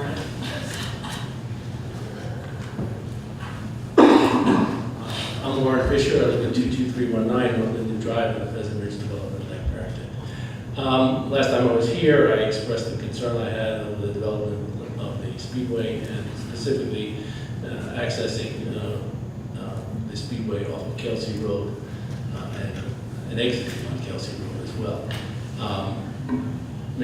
Several of the board members, when I expressed that, said I thought we did approve some type of control there, and instructed Bill to research it, which he did, and he sent out a memo on the 11th of September, which clearly indicated that there is no controls at all on the exit and entrance to the Speedway on Kelsey Road. And the letter concluded with saying that the village will continue to monitor traffic movements for the Speedway once open, and will bring to the attention of Speedway and the county Department of Transportation any concerns we observed. I don't know who's going to monitor. Who in the village is going to do that? We don't have the resources to do that, and I'm wondering, can we not take a more proactive approach as a village and put some type of controls on that exit on Kelsey Road that would indicate a right turn only, so that the traffic would flow right and go up to Pepper Road and take another right and come back out onto Northwest Highway at a traffic control, at a light controlled intersection, and get back on the Northwest Highway. Seems like a very practical approach to take. And rather than wait and see what happens, why can't we take a more proactive approach as the governing party and do something about that? You know, it's a fair point, and Warren, let me thank you for coming in with an attitude of collaboration. You got a point of view, but you presented it in a way that makes dialogue more possible, and I appreciate that. We did spend considerable time with our engineers, Gewalt Hamilton, after you raised this. And the letter you actually received from Mr. Balling reflected a memo that Gewalt did for us on this. And I'm going to ask maybe Mr. Balling and Ms. Dalton Lang to comment on this. I'll get over my skis on the technical aspects of this, so I'll quickly defer to the two of them. I was surprised in going back, because I did go back through the record, because as we did say, gee, I thought we kind of looked at that. And we did look at it, and as I found in the record, we deferred to the 3 experts on this, 2 engineering firms and Lake County DOT, all of whom were unanimous in the notion that that was not a necessary requirement. But you know, we're just talking about bike safety on the trails, and so traffic safety is certainly consistent with that. We're not indifferent. I know that the administrator who lives in this community will be in a position to easily eyeball that, and we'll have traffic data, of course. I kind of look at it from a layperson's standpoint on this. If I'm in a hurry in the morning to get to work, and I stop in there for gas, I'm going to take a right out to go up to Pepper Road and then get out of the stoplight at 14 on Pepper. Or I'm going to wait till I come home at night and I can get it in the other direction coming home. And so the safety concern is quite legitimate that you raise. I was persuaded to defer to the experts because I thought the practical realities would govern the matter. And I was willing to believe the experts, including the ones that the village hires ourselves. You know, the petitioner always has their experts. And we certainly believe they're honorable, but we hire our own to make sure, because we are obligated to protect the health and welfare of the community. And it was Lake County DOT and our own experts at Gewalt Hamilton at the time, who, in addition to the Speedway engineers, who said we don't really need to do that now. I hate like heck to think that we would wait for a tragedy to change our minds, but I can't ask experts to give us their advice and then dismiss them out of hand without giving them the benefit of the doubt to prove their conviction on this. And so I've been in a bit of a conundrum on this, which is why I wanted Gewalt to revisit this issue. I'll defer to Mr. Balling at this time for further comment, and the trustee. Administrator Bell Lang, you're going to get that a lot. In her day job prior to this, her other day job before this one, has a lot of experience in this too. So, Bill. Yeah, thank you, Mr. President. Yeah, this is an issue where the realities are that Lake County Department of Transportation is the permitting authority on the right-of-way, and they approved a design for that. We'll call it an intersection, a driveway intersection, that was based on substantial improvements to Kelsey Road, primarily a dedicated northbound right turn lane into the Speedway facility, and an elongated and expanded Kelsey Road going about 900 feet north, which would be to the north end of the school property, as I call it. And along with that, substantial drainage improvements, both storm sewer and reconfigured drainage. So Lake County looked at, and those are both operational and safety enhancements. They have that center turn lane and the dedicated right turn lane. So when they looked at it, my sense, and I was not here when they permitted it, but they looked at the realities of what they were working with and issued a permit at the request of Speedway with no restrictions. So Speedway, for better or for worse, owns a permit compliant with the Lake County improvements provided they build. Now, that being said, that's not static, because the reality is they're moving from the theoretical, which is the forecast, to the actual, how are vehicles going to be moving in and out of that, what times a day. We don't have to, Lake County is an active partner with Lake Barrington. And I know from personal experience with the Lake County Department of Transportation, they're extremely authoritative and they're extremely thorough. So if we had, from any source, it was Karen's observations after the operations are up, or complaints that we saw that we would investigate at some level, we would bring those to the attention of Lake County DOT and actually ask them for their responsible exercise would be to do a study and tell us why this is why this is occurring. We'd probably involve the sheriff. Of course, there are contractors to the village as well, to see if there's changed circumstances. An analogous situation that I'm familiar with, because I had an assignment in Kildare at the time that the large station at Quinton and Rand was expanding. The pride of Lake County is the name of the station. It's BP station now, but they actually closed off. They actually put a barrier curb on Quinton because they did have substantial conflicts and required an extended easement to go further north.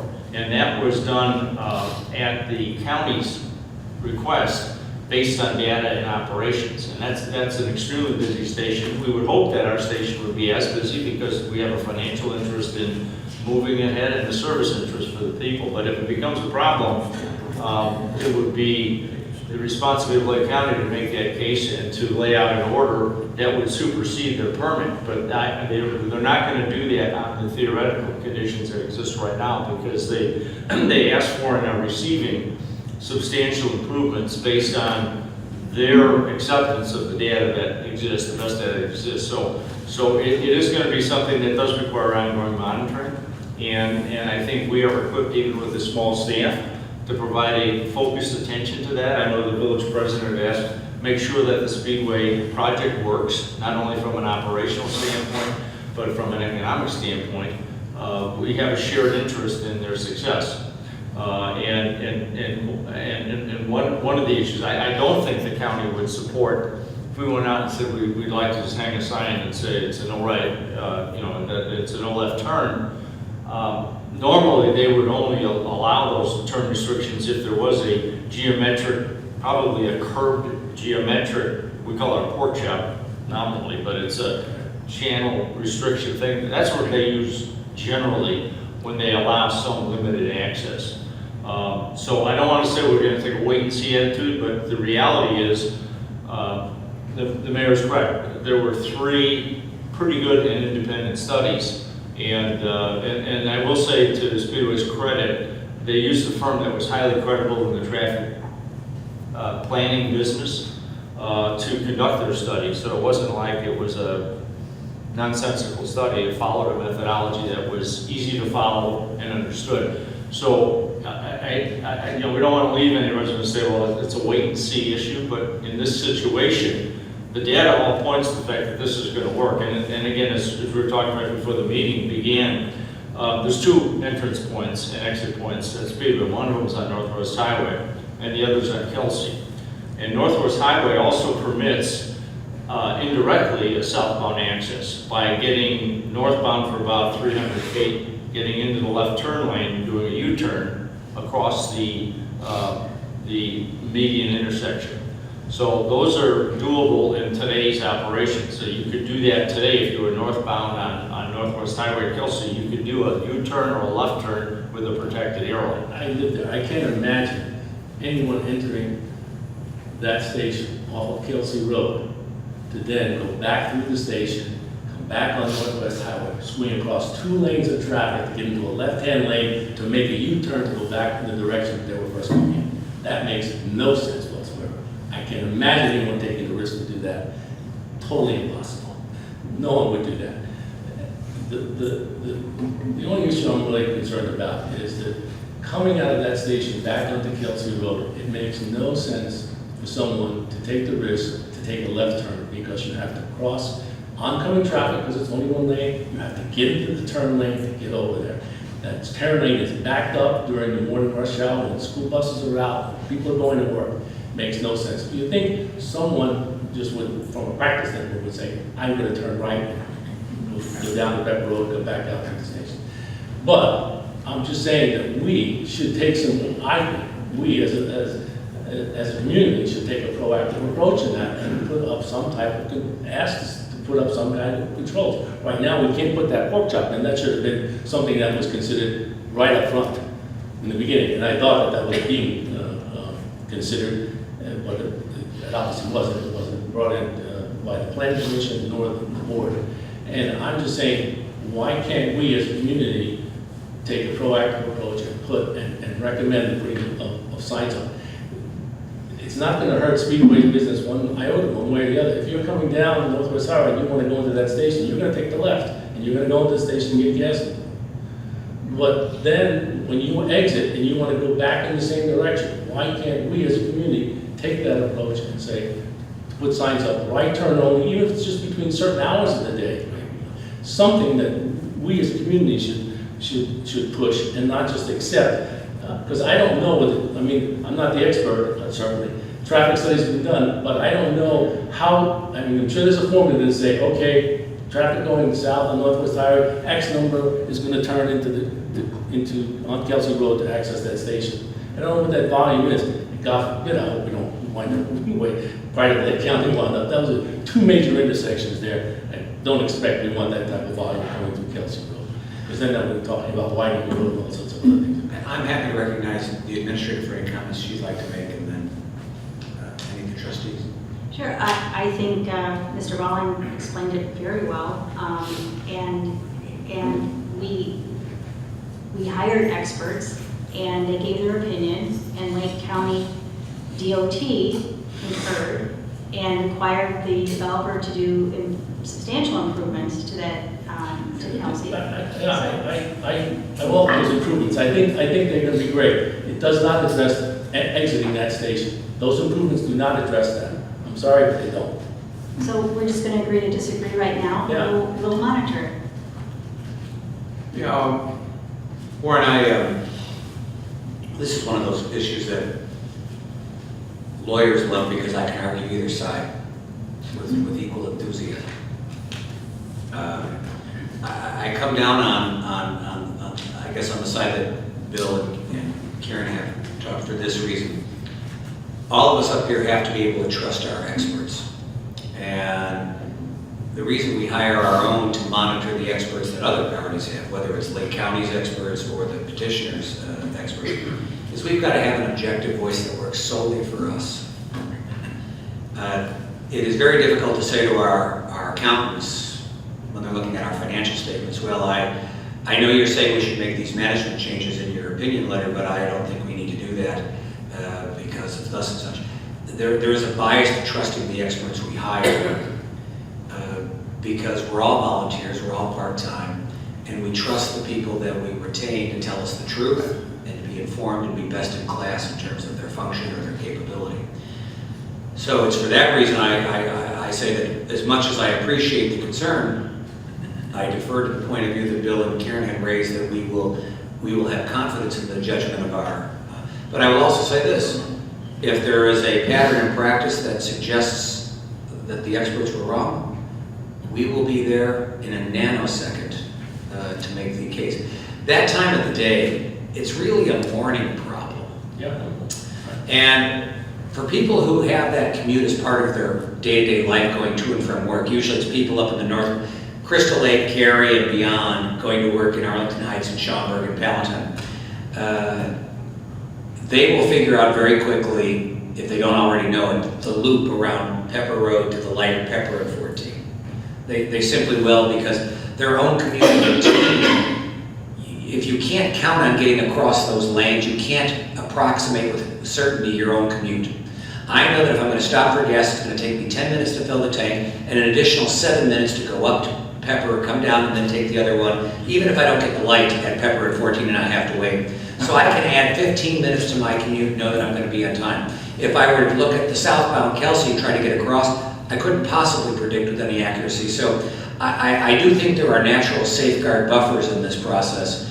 With that, plus the fact that our experts that we have confidence in have done this, causes me to take a bit of a wait-and-see approach, although I don't think any of us disagree with your concern about health and safety here. So you do have our commitment that part of Ms. Dalton-Lang's new assignment will be to carefully monitor this.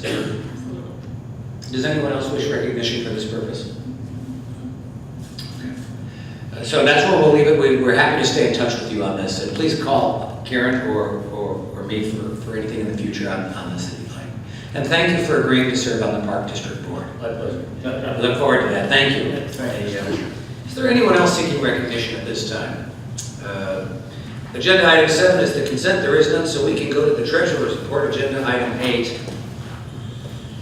And I'm going to show mercy to the board and say we're going to abbreviate the reports of the standing committees very briefly. Like, I'm just going to tell you read this document that I put at your desk right here. Circulate this one. I can be brief as well. Yes, brevity is good. All right. Before us this evening, we are reviewing the financial statements for the 4 months ended August 31st, 2017. So we're about a third through our fiscal year, 33%. Looking at page 2 of the flash report, we have assets of $2,243,000, liabilities at $866,000, with an equity of $1,376,000. Year-to-date revenue is $963,000, expenses $826,000.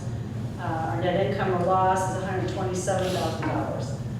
We have, year-to-date, we have extraordinary expenditures of $9,835.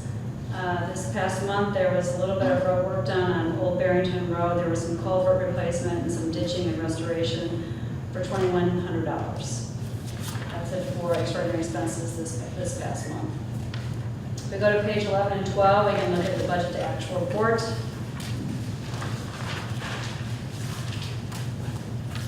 About 3/4 of the way down the page for revenues, you'll see we're 38% actual budget, so that's a little bit ahead of our 33%, which is good. Page 12, expenditures are right at 34%, so we're pretty much tracking right there for actual to budget. I will note there are a few things trending high. Consultant is high, engineering services high, legal is high. It looks like, consultant and engineering, that's kind of front-loaded for the year. Legal may be under budget for the year, but we will probably run a variance for the rest of the year on that one. Page 13, the motor fuel tax fund has cash available of $240,000. I do not think there is any activity in there this month.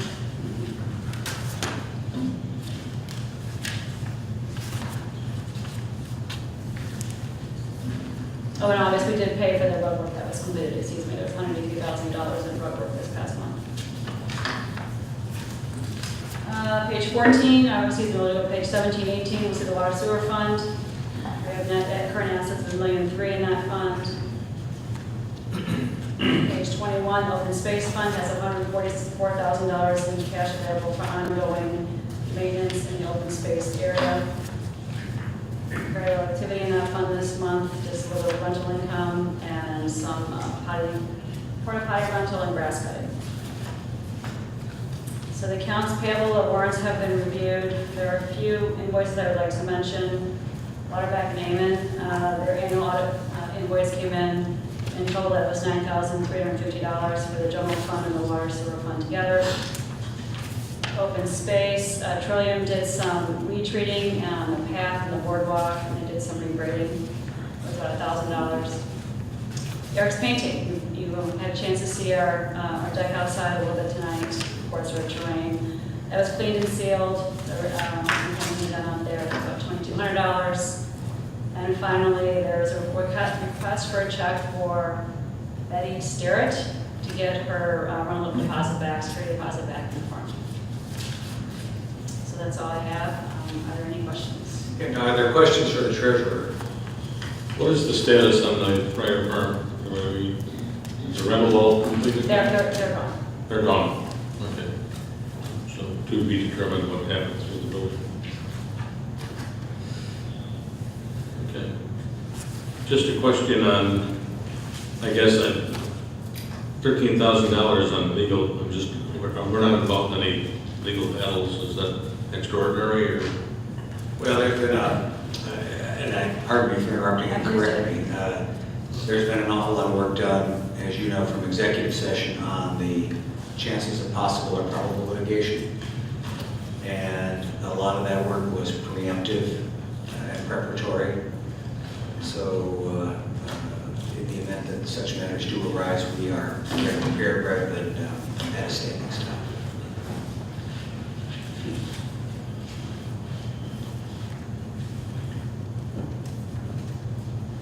Further questions for the treasurer?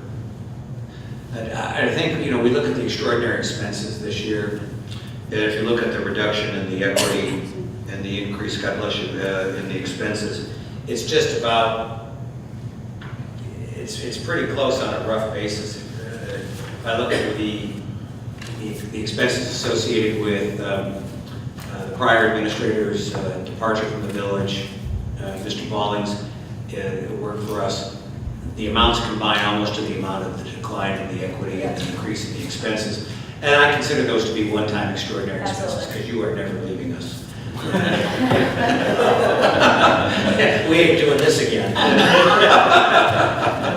That's a writing now, right? Yeah. Can I get an amen in church?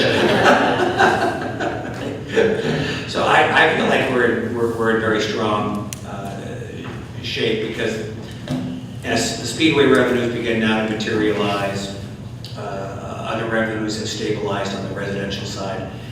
We continue to be worried about local government distributed fund. That's the big risk to the community. It's not unique to us, it's true to every municipality in the state. And so it really depends upon Trustee Burke bringing in tremendous new sources of sales tax by himself. No pressure. No pressure. No, all those in favor of that, So I kind of look at the flash report that way, that if I look at the circumstances in a year over year, I can explain in my own mind pretty quickly what accounts for that, and the fact that these are maybe not in an accounting term of art extraordinary, but they are. They're one time. Yeah, one time. Well, we'll be watching, I mean, those will be with us for a year until we get rid of last year and have different comparables. I do think, you know, as I spend time with the comprehensive plan, I've got the hard copy well marked up and ready, and I've just got to put it into track changes to share with all of you. We're probably going to need a committee of the whole meeting on this, so all of you can do the same. And if you haven't had a chance to look at the draft comp plan, it's worth a read. There were some things in there that I thought missed the mark by the author, by the consultant.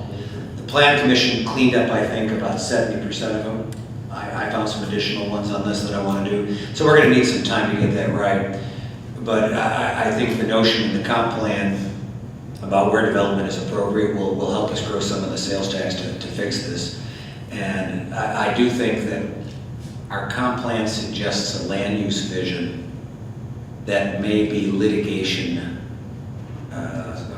intensive. Thank you. That's exactly the right word, Trustee Rigby. Because there are going to be a lot of people who may want to challenge the vision. And I think we have to be prepared for that. Have I made you nervous on this, or am I okay with what I've said? Oh, no, that's fine. Okay. I think that's exactly where we're at. So if I look at this, I think it's a one-time thing. We have our house in order, and we will prepare for the future with all prudent dispatch. Further questions for the treasurer? There being none, Chair would like a motion to approve en bloc agenda items 8A through C. Approve the financial statements as of August 31, 2017. B, pay bills in the amount of $224,622.71 as listed on the accounts payable warrant A dated September 5, 2017. And C, pay bills in the amount of $8,138.83 as listed on the accounts payable warrant B dated October 10, 2017. Thank you for that, Erica. Good catch. Moved by Trustee Rigby, second please. Second. By Trustee Mitchell. Clerk will please call the roll. Trustee Burke? Yes. Trustee Mitchell? Yes. Trustee Rigby? Aye. Trustee Shelley? Yes. Trustee Thompson? Yes. President Richardson? Yes. Agenda item 9, Administrator's Report. You've been here 8 hours, so Give us a report. give us a report. Yeah, it's been a wonderful 8 hours. Yes, so other than Speedway is expected to start the Kelsey Road expansion toward the end of the month and get that work done. That's everything that we talked about this evening, being permitted and everything through the through Lake County DOT. The Drainage and Infrastructure Committee is finalizing the drainage policy, and along with Gewalt Hamilton looking at some summaries of some of the issues that we've had with a lot of concerns, especially in farm trails and on Linden. So evaluating specific sites. So all in all, that's what we're saying. Thank you. Agenda item 10, Clerk's Report. Just that Halloween, October 31st, trick-or-treat hours will be from 4 p.m. to 8 p.m. Let's say that again into the microphone loudly for all parents. On October 31st, Halloween trick-or-treating hours will be 4 p.m. to 8 p.m. Boo. That's right. My costume will be, I'm going to be an angry middle-aged married man. So how do you look tonight? I wear that costume a lot, yeah. Okay, standing committee reports. In the interest of time, because we've gone late tonight, I'll refer to the board. Have we passed this out? Okay. Ryan McLaughlin, our consultant from Max Strategies, and I put together this update for the Committee on Branding and Communications. So I will just defer that, or just refer that for the board for reading and review. Happy to take any questions at a later time in the interest of time here this evening. 11B, Community Relations, Special Events and Veterans Affairs. Trustee Thompson. Thank you, Mr. President.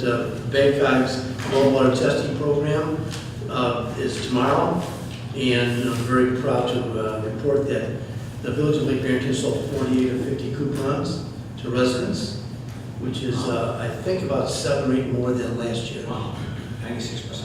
Flint Creek Watershed Partnership, August 29th, Congressman Peter Roscom was at a meeting, and it was a great meeting. He said he learned a lot about watershed groups, and he appreciated the information and how it has changed the past 2 decades, and how important federal funding is for incentives as a catalyst for community and fiscally responsible ways to accomplish improvements for water quality that improve all our lives. Barnstop, we have as of this morning, we had 82 people registering. We now have 3 more veterans this evening. That's 85. talk to you next month about the Battle of the Bands concept for 2018. We're working on that, talking to various high school music masters. Let's see. Oh, I have done some interviews regarding the Schofield Gazebo Memorial Plaque, and we have a cost estimate without going into any details of $900 to $1,600. And I've been interviewing these people, and this week we'll be looking at some ideas as to what the plaque may be and how it may be affixed to the gazebo. Great. That's it. Thank you. Oh, excuse me, the farmer's market, we want to thank Trustee Schaller for all his hard work this year. It's been a terrific farmer's market. We're looking forward to 2018. Thank you, Lee. I want to recognize you for the work you put in getting all the photographs arranged for tonight. Thank you. Thank you. And well, we haven't seen the results. They do take 10 it may be the first time that several people on this board haven't done it in black and white holding something like this. But thank you for the effort there and for the work on the plaque honoring Connie and Tom. It has to be all weather, so looking at that, it's going to be a little bit more than we would typically do for a plaque and sign. Well, it's going to be either aluminum or brass. 11C, Economic Development, Trustee Burke. In addition to the road work at Calcium 14, Speedway construction is moving along quite nicely. Lots of inside work on the cafe, etc. happening. And we are expecting completion by mid to late November. Hopeful that we'll have a grand opening before Thanksgiving. You know, on that point, I was in Washington 2 weeks ago and met the chairman and CEO of Marathon, the parent company Speedway. And I took the opportunity to visit with them and tell them about what a great job Cheryl Jones and the team here locally has done. She worked for the CEO when he was the CEO of Speedway. So he said, I gave her first promotion.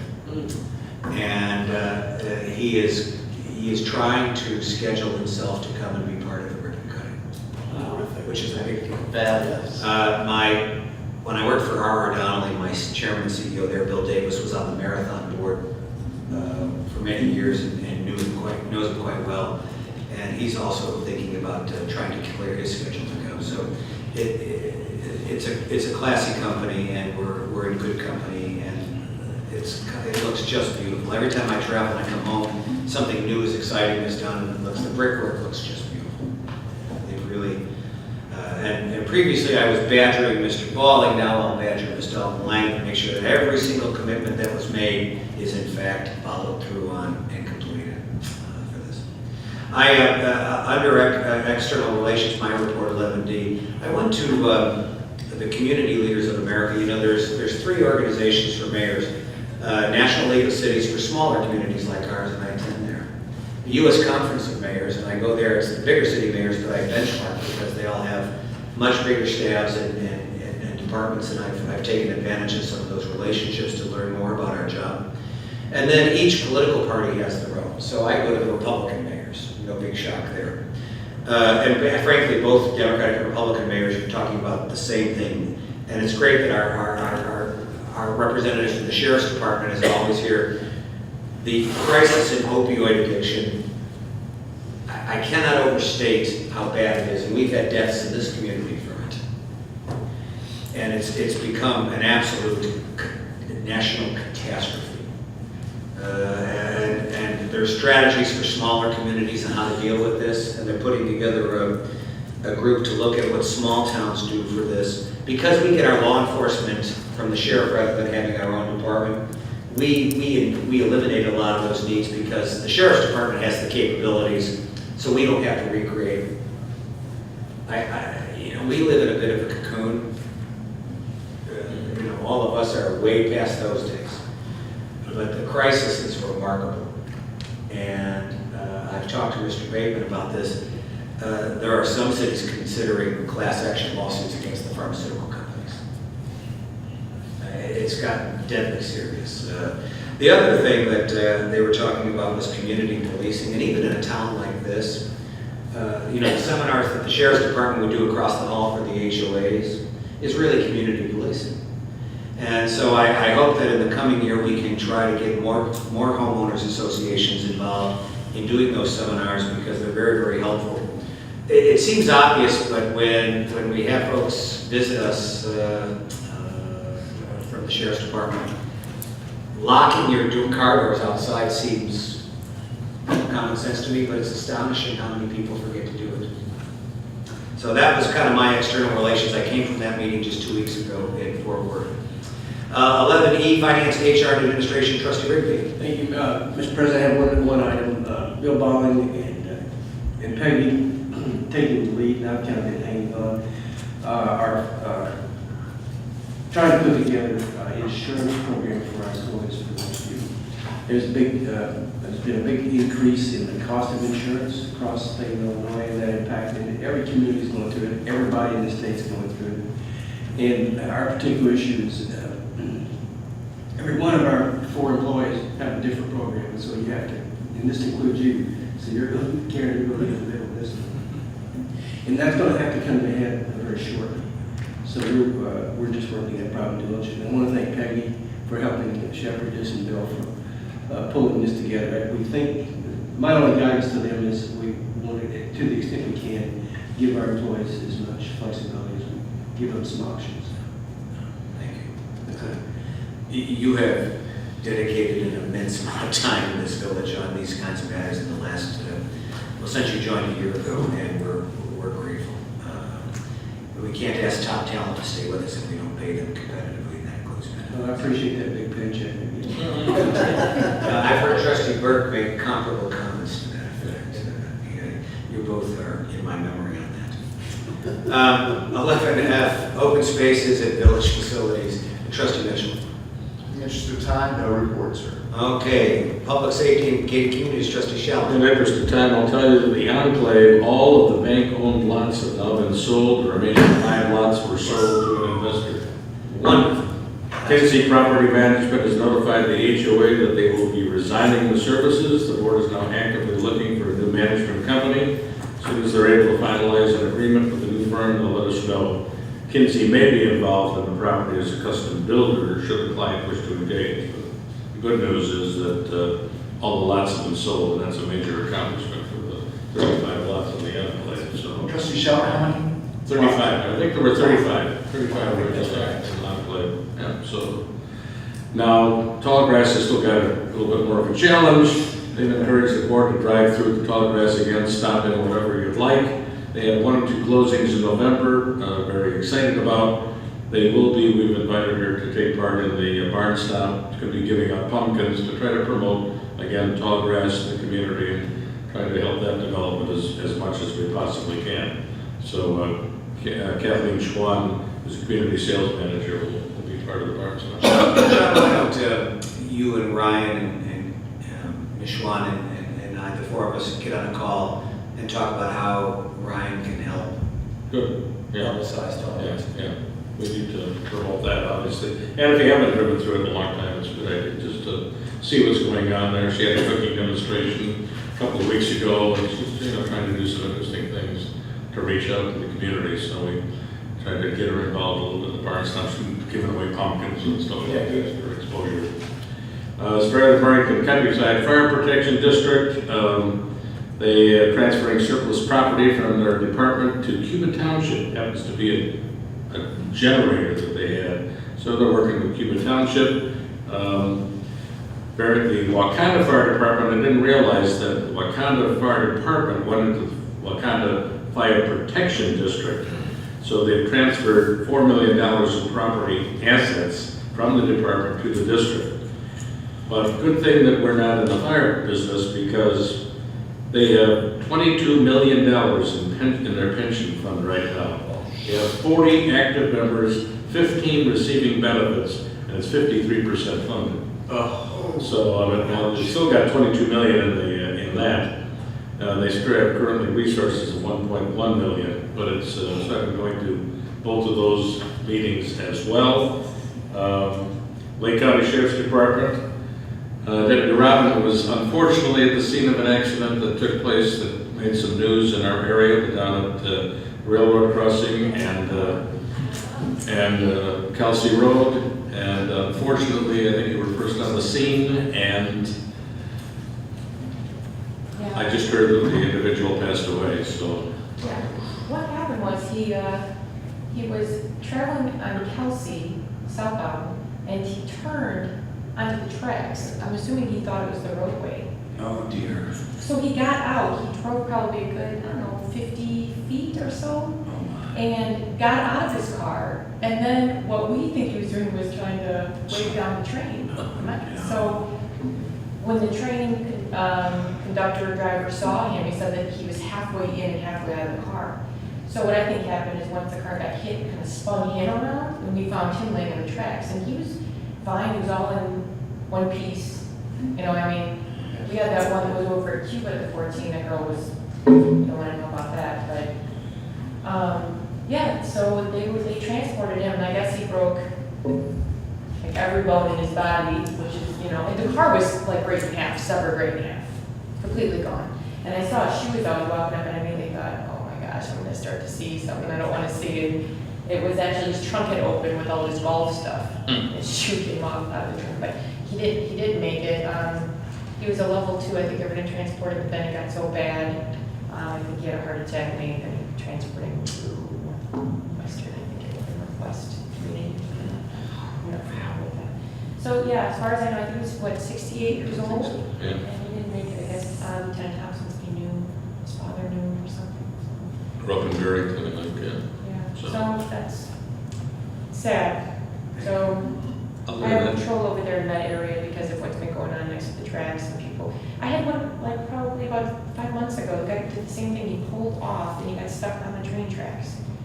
So I don't know. When I go over there, I think it's pretty lit, but I'm assuming people aren't seeing that they think it's a road. And I don't know why they would think that.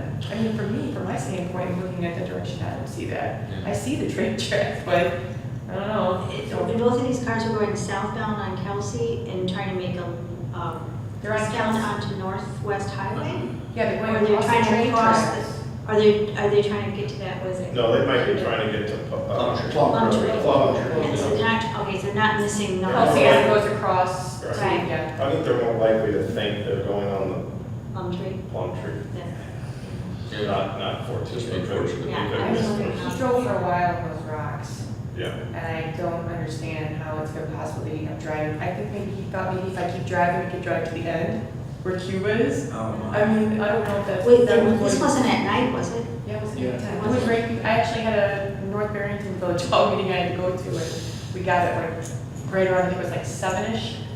So, other than that, we haven't really had, everything's been pretty quiet. We haven't had too many other things going on. Again, we appreciate the cooperation and the enforcement of the Lake County Sheriff's Department and Deputy. Do we drive through over culverts, that's okay. He told me, Blake. Yeah, and I met over the weekend with Lieutenant Chris Thompson, who is the day shift commander for the Sheriff's Department, who oversees this part of the operation. He's the main liaison we have between the village and the Lake County Sheriff's Department, and he will continue in that capacity. So we just had a good morning coffee meeting together. And I admire, I mean, this incident here, he related a couple of traffic accidents that I would not have wanted to be on the scene for, because the victims do not turn out looking as good or whatever. It's just amazing what they put up with, it really is, or what they experience. So again, I think we're fortunate to have Lake County Sheriff's Department as part of our police department. And finally, again, I'll reemphasize the BACOG is having a tabletop exercise in January. I've invited the departments and certainly the new administrator to take part. The experiment will be if we lost all communication, what would we do? What do you think about that? And I also think with the new administrator, I think it's time that the village again takes a look at our emergency plan, because it really, it says our president is in charge. Yeah, I may be gone. That's right. And what do? I mean, we rely on the sheriff's department, we rely on Direct Countryside, we rely on Wakanda. What if we had the wildfires in Santa Rosa? What would we do? Tornado is the one that. Tornado, ice storms. Anyhow, Yeah, that's a point well taken. And another report. Look forward to you, thank you, and I would invite you to work with the administrator on that updated emergency plan. We should all participate in this committee of the whole on that. Roads and infrastructure, Mr. Balling, anything to report? Yes, actually, Karen presented the report under Okay. Minister's report. Thank you. Nothing under old business, ordinances, resolutions, we can get through these pretty quickly. 14A, resolution regarding the adoption of the 2017 Lake County All Natural Hazards Mitigation Plan. Is this Ms. Dalton Lang or is this Mr. Balling to present? Sure, I'll give it a go. The county requires that they participate in a natural hazard mitigation plan in order to get certain funding if there's ever disaster declared, so through FEMA. So they ask the towns to adopt it, and that helps them get the funding. It also would help us get funding in the future if we would experience a natural disaster. They typically require an annual meeting of some sort and a representative from the village to attend, so I'm sure we'll be getting notice of that one day. We've had DuPage County for many years. So that's it in a very simplified version. In that report, I did not see Lake Barrington listed. In what, in the all hazards naturals as being a community, maybe nobody attended last year. No, it's possible that we didn't attend. Thought we weren't going to have any. We've already decided there's no natural We disaster. have an ordinance against natural We passed an ordinance to that effect. That won't happen. Us legislating after 9 o'clock is as much of a natural Dangerous. Quick further questions on this? If not, Chair would like a motion to adopt resolution number 2017-R-23. 23. Thank you. A resolution adopting the 2017 Lake County All Natural Hazards Mitigation Plan as presented. May I have the motion, please? So moved. By Trustee Scheller, second, please. Second. By Trustee Rigby. Thank you both, gentlemen. Clerk, please call the roll. Trustee Burke? Yes. Trustee Mitchell?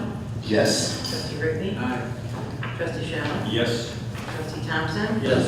President Richardson? Yes. 14C, resolution approving plat of consolidation for the Speedway property located at 28540 Northwest Highway. Who is presenting on this? I will. Mr. Bateman, thank you. Originally, the Speedway property consisted of 2 separate PIN numbers in parts of 2 separate subdivisions. And it was Speedway's desire to consolidate the property into 1 PIN number and 1 lot. So this is their effort to do that. It was approved in relatively short order by the Plan Commission at their last meeting, and it's before you for approval. It has no engineering function whatsoever. It simply has the effect of consolidating the 2 pins and the 2 lots or portions of lots into one lot. Terrific. Questions for the village attorney? There being none, Chair would like a motion to approve resolution number 2017-R-24. Correct, Erica? 24? Yes. Thank you. Approving plat of consolidation for the Speedway property. May I have the motion, please? So moved. By Trustee Burke, seconded by Trustee Mitchell. Thank you both. Gentlemen, the clerk will please call the roll. Trustee Burke? Yes. Trustee Mitchell? Yes. Trustee Rigby? Aye. Trustee Shannon? Yes. Trustee Thompson? Yes. President Richardson? Yes, no new business. Is there anyone under agenda item 16 seeking an opportunity to present to the board? There being none, we do have need for a very brief closed session. There will be no action coming out of it. However, so we won't need to keep you much longer either. And then we will adjourn. So Chair would like a motion that a portion of the meeting be closed to the public effective immediately for the purposes of discussing land disposition and litigation which is probable or imminent. May I have that motion, please, by Trustee Scheller? May I please have a second? Second. By Trustee Rigby. Thank you both. Clerk will call the roll. Trustee Burke? Yes. Trustee Mitchell? Yes. Trustee Rigby? Aye. Trustee Shannon? Yes. Trustee Thompson? Yes. President Richardson? Yes. Let's declare a short recess while we turn off the camera, clear the room, and